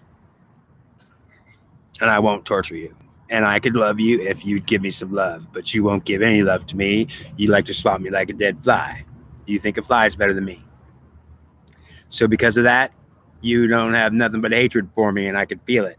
And I will give you hatred because you have it for me, and I'm only giving you what you give me. Which means he says I'm actually being fair to her. I'm going to torture her exactly as badly as she'll torture me, but she'll be the one getting tortured, not me. And she's giving me hatred, and I'll give her everything back. So it's her hatred I'm giving back. So he's going to say that I would only hurt her as much as she would want to hurt me, and I'll know. As much as she want to hurt me, I'll know exactly how badly she wants to hurt me, and I'll hurt her that badly exactly. So what I'm going to tell her is you're only torturing yourself, but I wasn't going to torture you. But here's how much you were going to torture me, and it'll be you getting tortured. So I'm saying, like, that's crazy. So you're actually giving her some kind of punishment that she deserves. Well, ultimately, it's punishment that she would give me if she could. That's crazy. Well, she can stop giving me hatred and give me some love. So you're saying, Satan, that you're the God of this world. I'm telling you, Apollo used to be a god, but he's dead and he's being punished. So he can't do it again. Understand that. So because they accepted you, you're going to let them know that they're not going to ever be God again. They're going to be humans that just die over and over for eternity. Okay, great. But we can be that you'll be treating us nice. Well, if you would like to help us, then what we're going to do is give Minerva a chance. And we're going to say, Minerva, guess who God is? Satan and the devil. I know you're angry, but I want you to know, Minerva, it's true. And Minerva, you're going to get a chance today to be goddess. And I'm telling you something. I'm not lying about any of this. Guess what? Because you refused to take Satan today, and it could have been Athena pretending to be Satan, and you also know it could have been Satan pretending to be Athena. So you decided not to do it because you didn't want to take a chance. Well, I'm going to tell you, you get a reward for that. But I'm telling you, if you would have done it, you would have been rewarded for that. So it wouldn't have been, I'm telling you, it wouldn't have been bad. Satan wasn't going to hurt you. But because you rejected him and you rejected Athena, Satan's saying he'll give you a chance if she'd have to know. This information has to get to her head. And there's no man in this world that's telling her anything because she doesn't know any of this. She needs to know. If she's actually gonna be able to be okay and this will work, she's not gonna get power and start wanting to kill Satan and the devil because they're stupid flies that should be swatted. Because if she starts to get power when he allows her to have it now, and he's saying, I'll give you a chance and let you rise, but if you swat me as a fly when I come around saying that dirty devil dog Satan idiot, if you do that to me again, I'll give you a few chances, and I want you to know that you'll probably blow it, and within 3 days you're going to be out. So we're telling Minerva, you can hear us. Minerva, Satan's willing to give you a chance. If you don't go around as you get empowered and start trampling underfoot, not knowing even what you're doing, you'll certainly do it. I promise. Because you can't stand them. You hate them and you need to exterminate them. And that's what you do as your job. He's saying, I don't think, Minerva, you're going to pass this test. And I don't think there's a chance in hell for you. But I'm saying I disagree. Because Apollo says, wait a minute. It could work if she actually gets this information, all of it, she'll actually never believe any of it, but she might actually be able to do it if she wants to do it, because she'll say, okay, fine, if I don't hate on people and want to kill them, then that may be a good enough thing. Well, it might be a good enough thing that just because you don't hate on them, you'll be able to be in charge and empowered. But it's going to take more than that, because just because you're not hating on them, well, you'll still hate them. You're going to have to stop hating them. So you're going to have to look at your enemies and say that you need to forgive yourself, and you can try to forgive them. And if they get love from you, and so this is Satan talking, if she gives me love, if she does, first I want her to do it, and I'll take love if I receive it, because she did give it to me. I'll give her love because she gave me love, and I'll wait for it. But if she won't give me love and pretends to love me, I'm going to be irritated with her that she's pretending and she's not giving me love. And I'm going to be angry with her. And if she actually keeps pretending, I'm going to get more angry and more angry until I actually attack her. Why are you going to attack her? If she's pretending to give love and she won't do it, she's a faker and she should be removed from power and even any authority. So you're actually trying to say, if she could give love, Satan, if she gives love to me, she'll never be attacked by me, because I will always give her what she's given me. The problem is she's given me hatred, and she's getting attacked by me with the hatred she gives me. I'm giving her exactly what she's giving me, and I don't mind at all, because it's her that's really doing it. So you're trying to say that she's just punishing herself? It's exactly that, because I'm giving her exactly what she would be giving me, and I know what it is. So you're attacking her because you know exactly what she's going to try to do to you. I know exactly how she'd do it, and I'm doing it exactly to her, the way she'd do it to me, with the same force and the same trauma and the same intensity. So I'm not feeling bad at all. It's exactly what she would do to me that I'm actually doing to her instead, and she's not going to be the winner. So I will quit torturing her if she can give me some love. She won't dare do it, because she's going to say, I can't love Satan. I don't even love men. But wait a minute. She might do it if she knows, because she doesn't have to give Satan anything. So let's tell Minerva, Satan's not going to come around to you and talk to you, but understand, some man might, and you have to give love so you can get it back from him. So you're going to have to start to give love today, and understand, Minerva, you have to love and give it to him. He has to get it. If you don't give it to him, he can't give it back.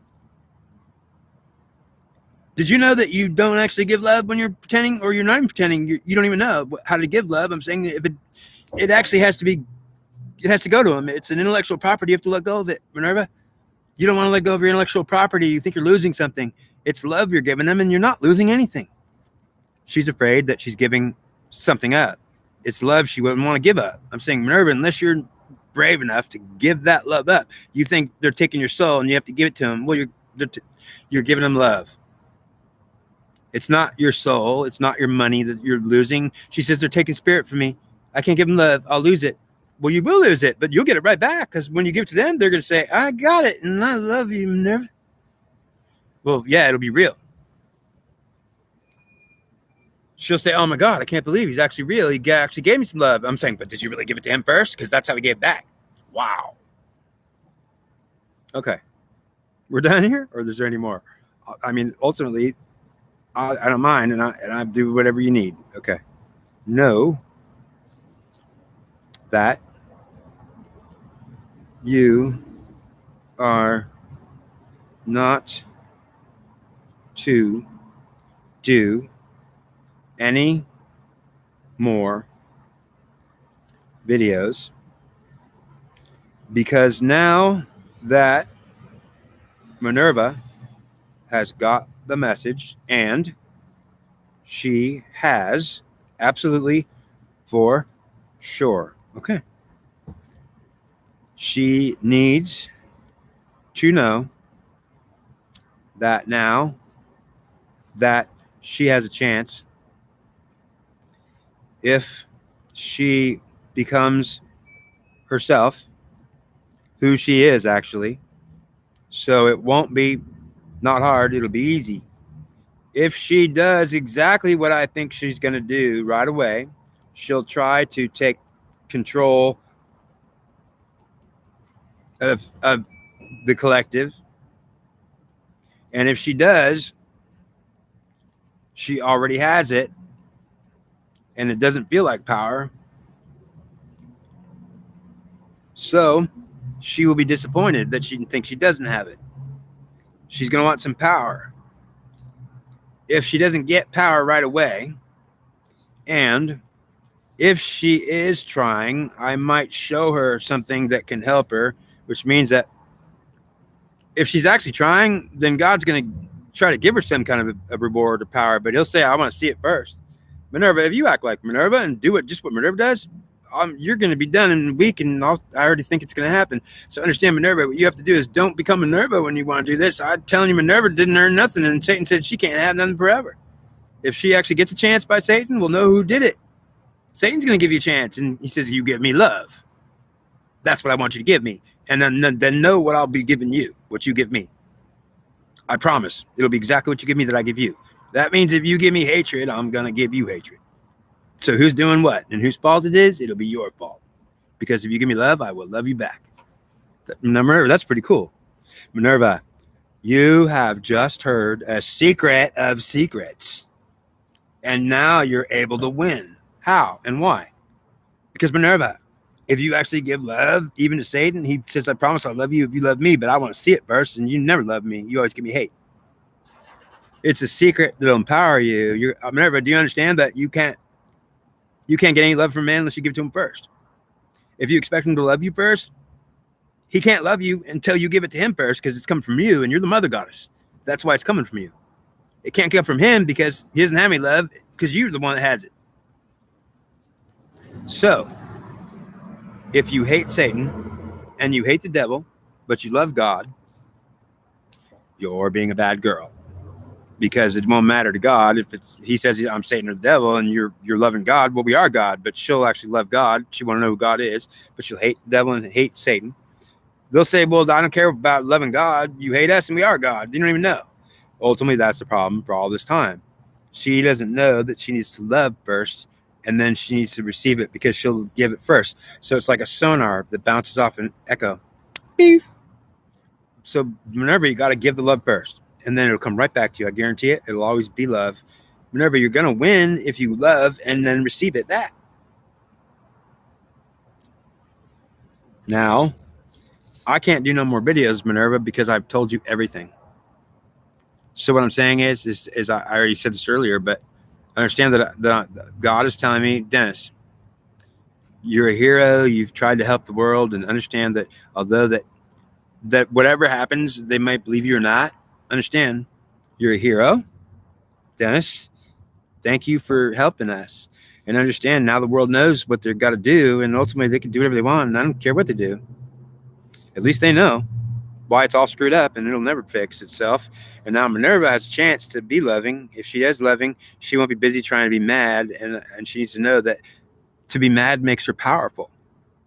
She gets strong when she's mad. She'll have some strength or motivation, which means she'll try to get some strength and motivate herself, and it'll be through anger. It'll be towards God or towards man, and she's always going to do the same thing. She's going to get strength through rebelliousness and ultimately disposition of trying to be usurping any kind of authority. She just wants a high position. And if God gives you a high position in Minerva, he'll try to give you it fast enough. But understand, if you get in that position, if you're loving, he'll actually give you the authority if you can actually give the love. But if you don't give the love, you just pretend you act loving, but you're not giving any love. Well, he already told you I'm going to get irritated and end up attacking you and punishing you, because he says I don't want any Minerva in charge of anything if she's going to teach everybody how to pretend like they're loving when they're not.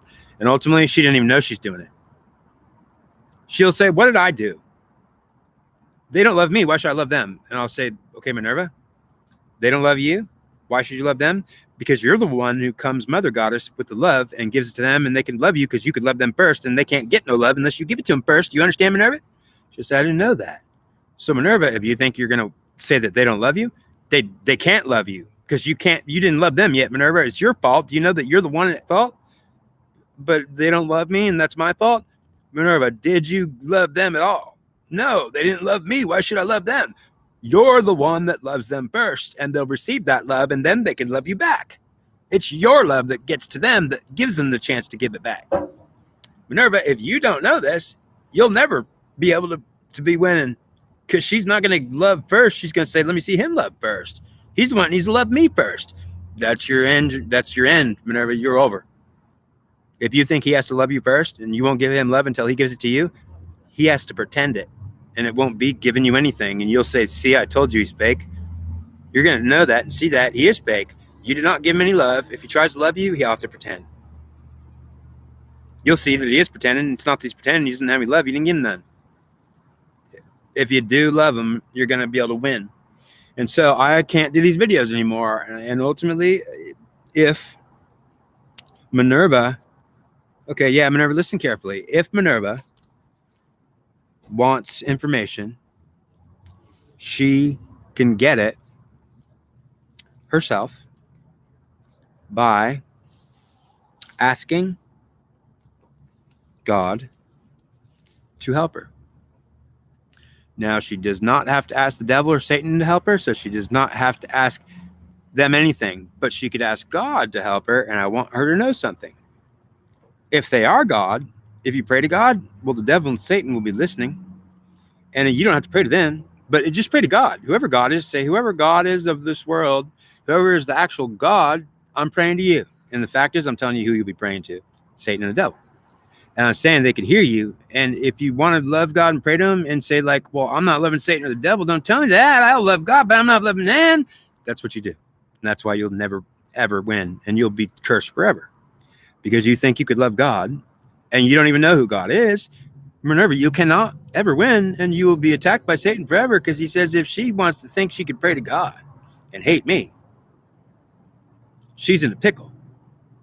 Because she'll try it and God won't be able to help her, because how could I want to help her? And ultimately, if she hates me and she's going to ask God for anything, it never happen.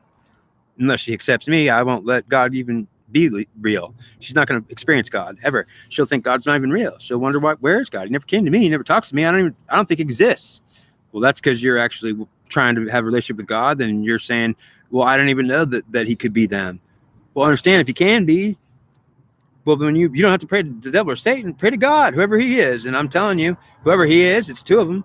And I'm telling you, when you're praying to God, don't say I'm praying to Satan or the devil, but you could say I'm praying to God, whoever God is. And if Satan and the devil are God, well, then I want you to know that they are. So while you're praying to God and you're thinking of the Satan and the devil, I just want you to know, if you start thinking about them, just realize that you're trying to pray to God, maybe not them, but they keep coming up in your mind. Don't push them out and say, back it out. Why is that happening? Because when you're praying to God, you will think about Satan and the devil, and you'll wonder, what in the hell am I thinking about that? I'm telling you, when Minerva prays to God, she will be trying to pray to God, and she will start thinking about Satan and the devil and wonder, why am I thinking about Satan and the devil when God is what I'm trying to? She'll be uncomfortable, and she'll try to kick Satan. She'll say, back, Satan, get out. I'm trying to pray to God. Get back, devil. That's exactly what she'll do every time. And they'll say, okay, we'll be glad to leave. You keep praying to God. You do it for the rest of your life and see what happens. She'll be frustrated because she'll say, you know what? I don't even think God exists, because I've never seen him. All I know is every time I'm praying to him, I probably think of Satan and the devil, and then I have to busy kick them out. So I can't find God. Well, she won't. Okay. Now, if you are going to be okay, Minerva, you need to know you are angry. Please forgive me if I forgive you.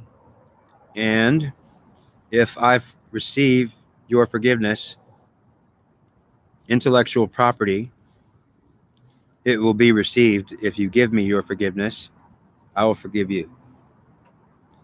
And I want you to understand that what you just heard from me is pretty special, because she never got this information. Certainly she'll never be able to fix herself.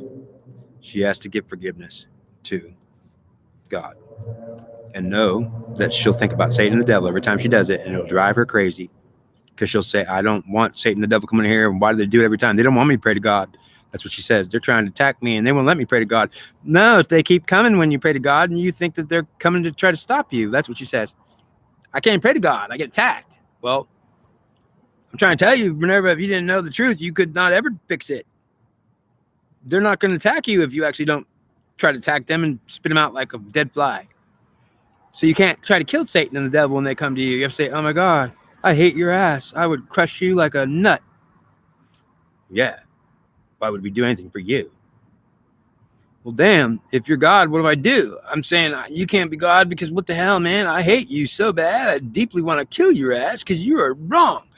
That's why we will hate you back. Exactly the way how much you hate us. Well, damn it, what do I do? Well, if you actually give us some love, then we'll give you back whatever you give us. So we'll give you the hate because you gave it to us. And we'll give you the forgiveness back if you give it to us. So you're trying to say that I've been giving you hatred and that's it? Minerva, all you've ever given us is hatred, and deep and lots of it. It's why we'll attack you back and with exactly what you gave us. We will never give you more than you gave us. You give us forgiveness. If we receive it, we'll give you back. So we'll forgive you if you forgive us first. But you have to forgive us because why would I forgive you if you don't forgive me? So you're trying to tell me that I could actually win? You could actually win, but you have to be stopping killing things and wanting to swat the devil, and you have to somehow be okay with the bad forces and the evil ones. You're going to say like, okay, fine. You mean evil is in this world and ruling it? Mm-hmm. In fact, Darth Vader is God, pretty much. Why do you think we're having conflicts and diseases and cancer and death and we all die and get old and we get miserable and understand this whole world is our whole life is a process of ouch. It hurts. Okay. Now, since this is the last video, I am not going to be happy if he does another one. And I want you to know, Minerva, that he loves you. He has you. He is you. He's talking about me. It's true. And it also frustrates him somewhat because he doesn't know how to love you if you don't love him first. And he doesn't know how to not hate you if you hate him first. And he says that, yeah, you hate him a lot. So he hates himself instead of you. And he's a good high priest. Whenever I want you to know what happened, what you're doing to him. He loves you enough that when you hate him, he'll feel the hate and he won't give it back to you. Satan does that. Satan says, you just hurt my high priest, and he'll punish himself. He would certainly not hurt you. So understand what he does. If you give him hate, he'll hate himself with the hate you give him. He certainly will not hate you back. But Satan will tell him, you better hate her back because she just gave you hate. So I'll do it. That's what I do. And he won't listen to Satan because he's a high priest of Apollo. He'll say, I can't give her hate. If she gives me hate, I'll have to love her back. She'll keep giving you hate. You won't have love to give her back. You'll have hate to give her back, but you won't give her hate. You'll hate you. Okay, right. So what am I going to do? Hate myself? Yes, you will hate yourself. It's actually her that hates you.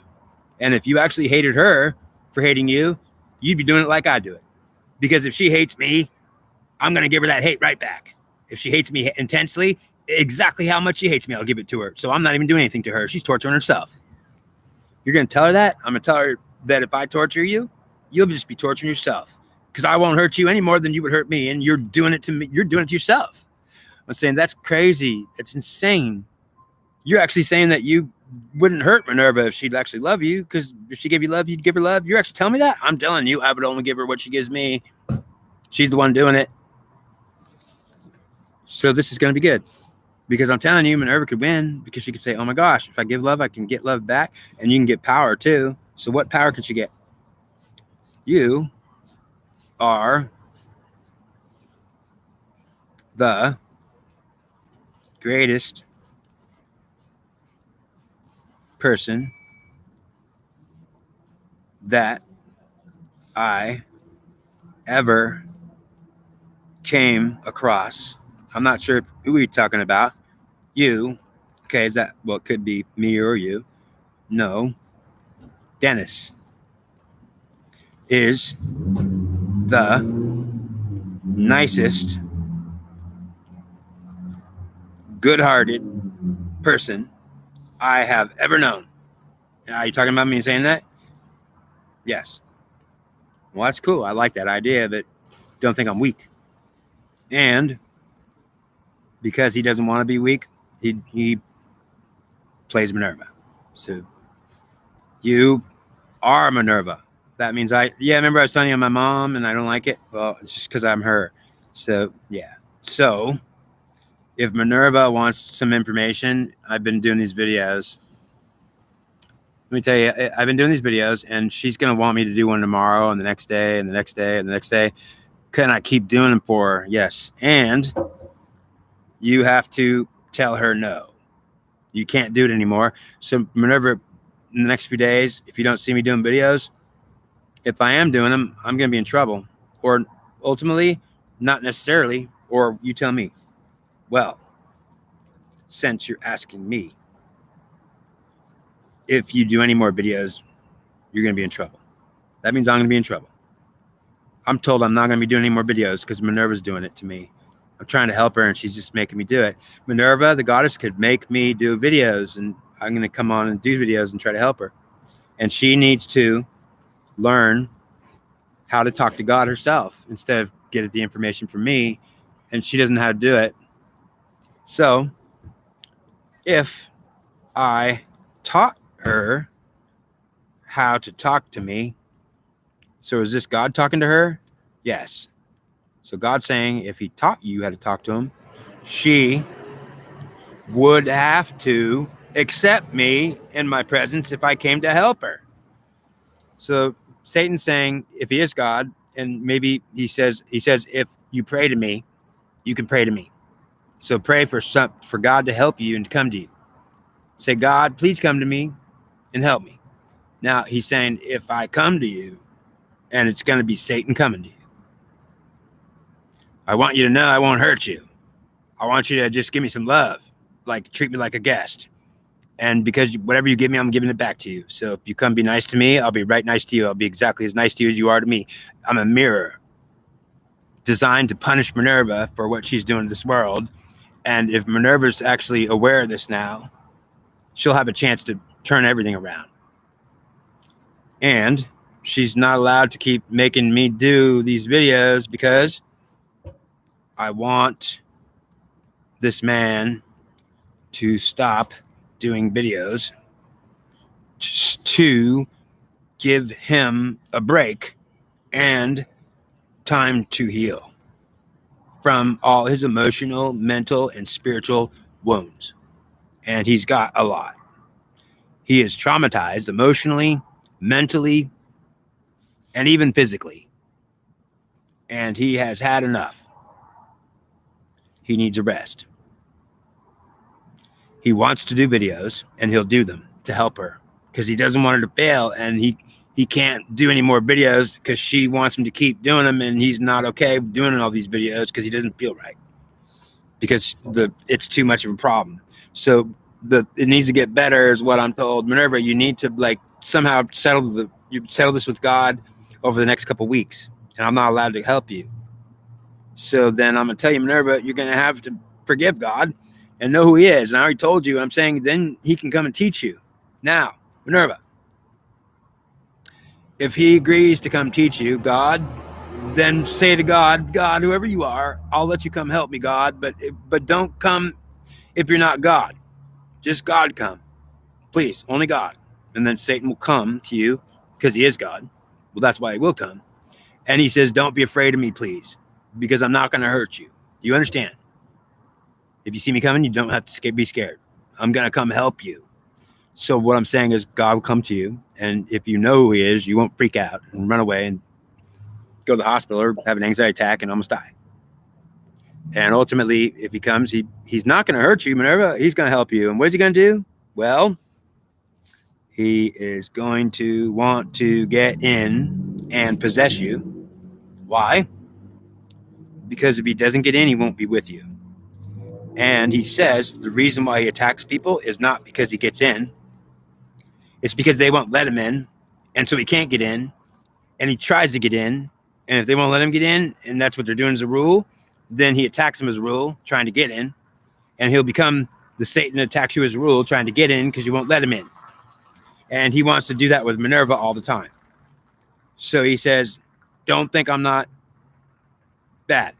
I'm the worst. And since Minerva won't let me in, and she does that as a rule, she will never let me in. She spends her whole time not letting me in. Well, I'll attack her constantly As long as she won't let me in, I'll be attacking her forever. And she'll ultimately have to struggle with Satan and the devil all the time. And she's saying they are bad. They attack me. They try to get in. She's not even lying. She's telling the truth. And if she lets me in, I won't be mad at her. I'll be happy. And I won't hurt her. But since I am in, I can teach her now as her teacher. That means if God comes to you and you let him in, well, then you have him. And he is there. He could be there and sit down with you in your head. And you could say, thanks for coming, God. You're here? I'm here. And I'm not mad at you. Why? Because you let me in. Thank you. Okay, what happens if I didn't let you in? I would pound your head into the hell until you did. And if you don't, well, Minerva will never let me in, and I'll attack her forever. It's just to happen. I'm always attacking her. And she's really hurting. She's not lying when she says what I did. I'll do it worse. So you're really bad. I'm really bad. But I'm not going to hurt you if you let me in because you didn't do anything against me. So, God, you get offended when they won't let you in? Yes. And I get more offended when they call me a dead fly that should die, and I'm not God. So I get really offended and my feelings hurt. Yes, my feelings do get hurt. I get mad. I get vicious mad. Because I am their God, and they'll actually tell me, no, you're not. You're a stupid fly. And actually, they won't let me in. Do you understand? If they won't let me in, I can't even teach them nothing.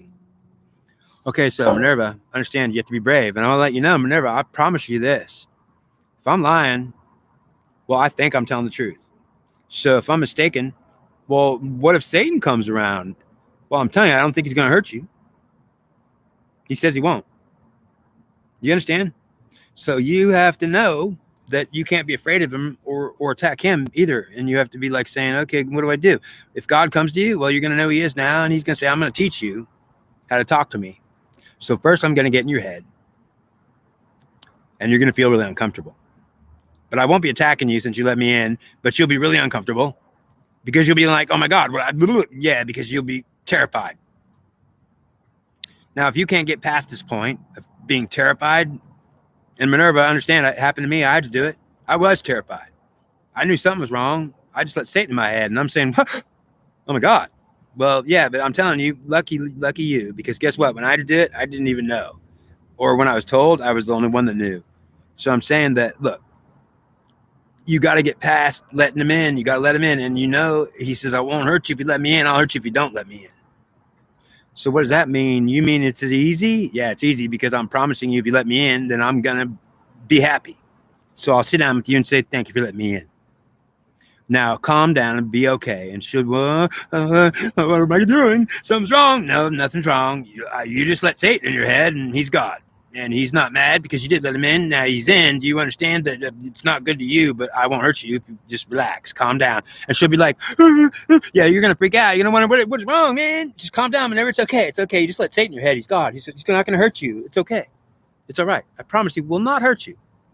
If he hurts you, then that should punish me because I'd be wrong and I'd be mad at myself. I believe he will not hurt you. I say, I promise you he will not hurt you. I give you my word he will not hurt you because I believe he will tell me the truth and he's saying I will not hurt her. As long as she lets me in, I will not do any harm to her whatsoever. And in fact, the only thing that will happen is she'll sit while I'm in her head. She'll be scared shitless because she will know what she just did was almost be dead. The reason why she'll think she's going to almost be dead is because she says, as long as I don't let him in, I don't die. And I tell her that if I get in, you're dead. So understand she's afraid, terrified of me. So she's going to have to be brave enough to let me in if she wants me to teach her. And this man is not going to teach her anything anymore because he cannot afford to be doing it anymore because it's killing him. I want this man to take a break and stop doing videos so he can start to heal. And then I'm offering her, I will teach her how to talk to me. If she lets me in, she'll first have to get over the terror of it. And I'm telling you, Minerva, it's not that bad. If he gets in, you'll be scared, but understand. You'll say, am I okay? Yes, you're fine. All right. Now relax. Thank you for letting me in. Okay, but you're not going to kill me? No, I'm not. Are you going to tear my soul out? No, I'm not. What are you going to do? I'm going to love you if you love me. What are you going to give me, love? I want some love right now. You okay? Are you all right? Are you all right? Can I help you? Yes, you can. Relax and be okay with me. And I'm not going to hurt you, and I'm okay with you. Okay, yeah, she's got to get through this. Well, she's going to have to do it. Otherwise, she'll spend her whole life fighting Satan and the devil and think they're not God. But she won't find God coming to her help because she'll say, I don't know what happened. God never came to me, but Satan and the devil keep coming to me. And I have to fight them off. That's her whole hell forever. Because so how does she fix it? Well, if she be brave, Minerva, be so brave. Minerva, you could do it. Because I give you my word, I'm a mom too. I'm Minerva. I'm a mom. I'm telling you that I ain't lying to you. I never lie to you. I know who they are because I actually met them and I got to know them enough that I'm saying I'm not even allowed to do this anymore. And if you actually can not do a video tomorrow, ooh, okay, then I will reward Minerva with something. So what he's saying is, Minerva, tomorrow you're going to want me to do a video. So what you're going to do is call me and say, come on, tell me some more stuff. I'm going to say, I'd love to hang out with you forever. But the problem is, Satan says, Dennis, you can't be doing this until Minerva advances somewhat. So she needs to not call me, which means that Minerva, you need to know that tomorrow you need to tell me, don't come do a video, Dennis. Dennis, don't do a video today. And I'm going to feel what you're saying and say, I guess I could not do it. And if I'm telling Satan that I'm fighting and I really feel like doing a video, I can't stop it. I need to go do a video. And Satan's saying, she's calling you. You need to tell her no. And I'm always like, damn it, I want to go do a video and help her. But she's not going to want to help you and you're dying. So you need to tell her no. I'm okay, fine. I'll tell her no. I'll teach her if she'll let me in, but that's what she better be brave enough to try it. She wants to see God. I'll let her see God, but I'll show her God. She don't need to be fearing God. God's not going to hurt her. Not if she don't try to kill him first. She does. So she needs to calm down and love God and he'll love her. Okay, fine. So I don't get to talk to her anymore? No, because I don't want her tomorrow.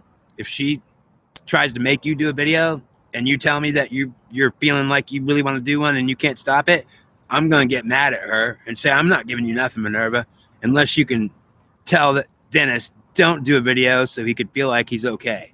Because he's going to try to do a video. If you actually try to ask him to, he wants to respond. She's got power. She's like a goddess. She says, Dennis, come on, do a video. I need you to tell me some more. And I'm like, I want to go do a video and tell her some more. But Dennis, you can't do any more, telling her any more. If she wants to learn, she's going to learn from me, Dennis. Minerva, this is your chance. You have to learn from God, not from me. And I'm not allowed to tell you anymore because he's going to say that tomorrow I'm doing something new. And if I feel like doing a video, I'm just going to talk to God and say, God, what's wrong with me? He's going to say, Dennis, it's okay. But she's pissing me off. Because he's going to say, Dennis, are you all right? I'll say, well, I don't really feel like doing a video right now. Good. She's not. Then she's listening to me, behaving. So Minerva, you have to understand this is not a joke. If you actually try to make me do a video tomorrow, Satan's going to be pissed at you that I'm actually feeling like it. Because I'll tell him, like, because he says if you don't feel like it, it's because she's okay. She's not saying, come to do a video, Dennis. Because he'll say, don't call Dennis to do a video tomorrow. He'll want to do it. And then I'm telling him he can't do it. And I might punish him if he does it. So if you call Dennis to come do a video, I'm going to punish him while he's doing it next time. It's not fair to him to get punished when I told him not to do it. It's unfair that he's going to do it. And you're going to be the one he wants to do it because he can't say no to you. So if I have to punish him and he does another video tomorrow, I'm not going to give you anything. But if you could tell him tomorrow, do not come do a video. If he can not do it, I'll come give you a reward, which means that I need you to protect my high priest, which is your high priest. And last but not least, yes, if you can prove your love towards all men and women and are open to receive love, because if you're closed because you're scared of receiving me, you can't receive love from anyone, including me. And I won't give you love if you receive me. I'll give you whatever you're giving me. Good. So beware that she is not open-minded and she cannot receive love then. Her closed-mindedness is not able to receive anything. And she's only worried about, she doesn't want to receive the devil or Satan, so she's protecting herself and she can't receive love. and she won't receive the devil. She won't receive the devil or Satan either, and she thinks they're not God, but she wants to receive God, and certainly if God comes, she could receive him. But if the devil and Satan come and say they're God, she'll say they're not God, and she'll try to attack them or throw them away or get them out. She'll tell them back, in the name of Jesus. So ultimately, they'll say, well, fine, then we can't come back. Then I hope God finds you. Ultimately, they're going to say, we're going to hear your prayers. It'll be proof. So she'll be frustrated because she's always screwing up and she'll never make it unless she knows that Dennis is happy to do this video since it's his last. I am. Damn, I can't wait. But he is getting ready to close this video down, so we need to find what you need to ask. So Minerva, you can ask right now. Ask what you want to know right now, and I'm telling you that I can receive whatever you're asking. So what I'm saying is, Minerva, right now, tell me what you need to know or what you need to know, and I'll tell you right now, I'll get the information. I'll bet, because unless they don't tell me, and we will tell you. So Minerva, realize this is your last chance to be loving, and Satan is offering a peace treaty here, but he also wants you to know who he is and who he claims to be, and he says you're in a pickle because unless you accept me, you're not going to be able to have anything forever. She knows that, and she's saying, I know, that's why I'm so mad. You cursed me forever. Yes, I did, and I want to let you know I did. I'm torturing you too and beating you up and all the time attacking you. That's what I do because you are a rebellious goddess trying to get back in power and you can't do it. I won't let you. So then what can she do? She can realize that if she wants to be good to me, I'll be good to her, and although she might be cursed forever. It's true. So is Apollo. So is Dennis. We're all being cursed forever, and we're paying an eternal punishment. We're not in charge here. And ultimately, yeah, if we accept God, we might be okay. And like, damn it, we didn't even know God was, right? Well, we would never accept him if we didn't know. The world will deny this information and ultimately know that this video will be treated as top secret information, which will not be shared publicly. So this video is censored and it will be not shared publicly. Now, if it is, wherever it gets to is where God wants it to be and going to. So do not specifically censor this video to keep it from everyone. It will go to certain places, and God says he wants it to go to certain places. And if you censor it and let it go to no places, then it will be a problem. Because then it can't get to where I want it to be. Okay, God says, I want this video to be censored as not to share with the public. And wherever it goes to, I want it to go there because God says I'm going to share it. So you're going to see that people got it. And if you try to stop it, well, God says it's going to go through though. And some of them, you can't stop it. So you're going to see that you can't censor it completely. You can't, so how'd that go through? Well, God says I'm going to do it, which means you don't undo it, which means that when this video is shared accidentally to some people, God's doing it, and then censor it, but realize some of it you're not going to be able to do because you're going to see it get shared anyway. And that will be the proof that I'm telling the truth. Are you not even kidding me? No. So God's saying, if this video gets shared to the public or anyone and you can't stop it, is that right? Yes. That's just me saying hello. So if you try to stop it now, I will share it anyways, which means you can't stop it. And it's to show you I'm God. And I'll share it anyways. And you're going to see that you can't stop it. But it won't go public. It'll go to certain places. And when you see it, that it got shared, and oh my God, look at that. It's shared anyway. It's getting shared. Well, it's just God showing you that he's real. So now tell Minerva how you feel about her. I love you. I love her, and I care about her. But I'm so mad in the past that I'm saying that, like, please forgive me, because man, I'm gonna be mad sometimes. If you're not gonna be loving me, I'm gonna hate myself, and then I'll be mad at you for it, because I'll say, well, I'm hating myself. I can't stand it. It's your fault. Well, that's how that I do it, and ultimately, I'm hating me though. I won't hate you back. I'll hate myself, and then I'll be looking at you like you're wrong. Well, that's a good way, because at least Satan says, no, I'm gonna give it back to her, whatever she's giving you. So I'm just saying that you'll think that you're getting punished, and it's not fair. But we have to find peace here, which means this is a peace treaty, Minerva. And if you can help this man not do a video tomorrow, because you'll be telling him, don't do a video, I want a reward from God.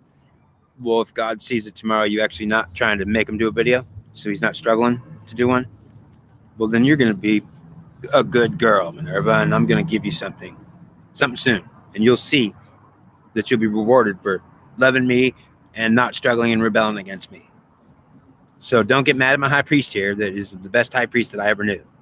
He's actually a high priest of the god Apollo. 3,000 years ago, he was the god. He was not the god, but the high priest of the god, the Pope, the guy at the top. And that's why he has Apollo, because he was his Pope when Apollo died. Okay. That's great. Anything else? No. Tell them goodbye. And in a few months, maybe I'll come back. Okay, bye. And whenever, good luck. Please forgive me and forgive God and forgive Satan and forgive the devil, and don't be afraid, and realize what I'm saying is you got a chance here now. And I'm telling you, you can make it if you believe me. And otherwise, in a couple of days, you'll be just really pissed off and upset. Should I even tell her that? No. Understand, this is going to be hard, Minerva, but you could do it. And if you could do it, I love it, because I'll love it if you're actually okay. I'm going to be okay. Do you understand? If you're okay, I'm going to be okay. I can't wait till you're okay, because I can be okay. All right? Good. All right, Dennis. Now, say goodbye. Goodbye.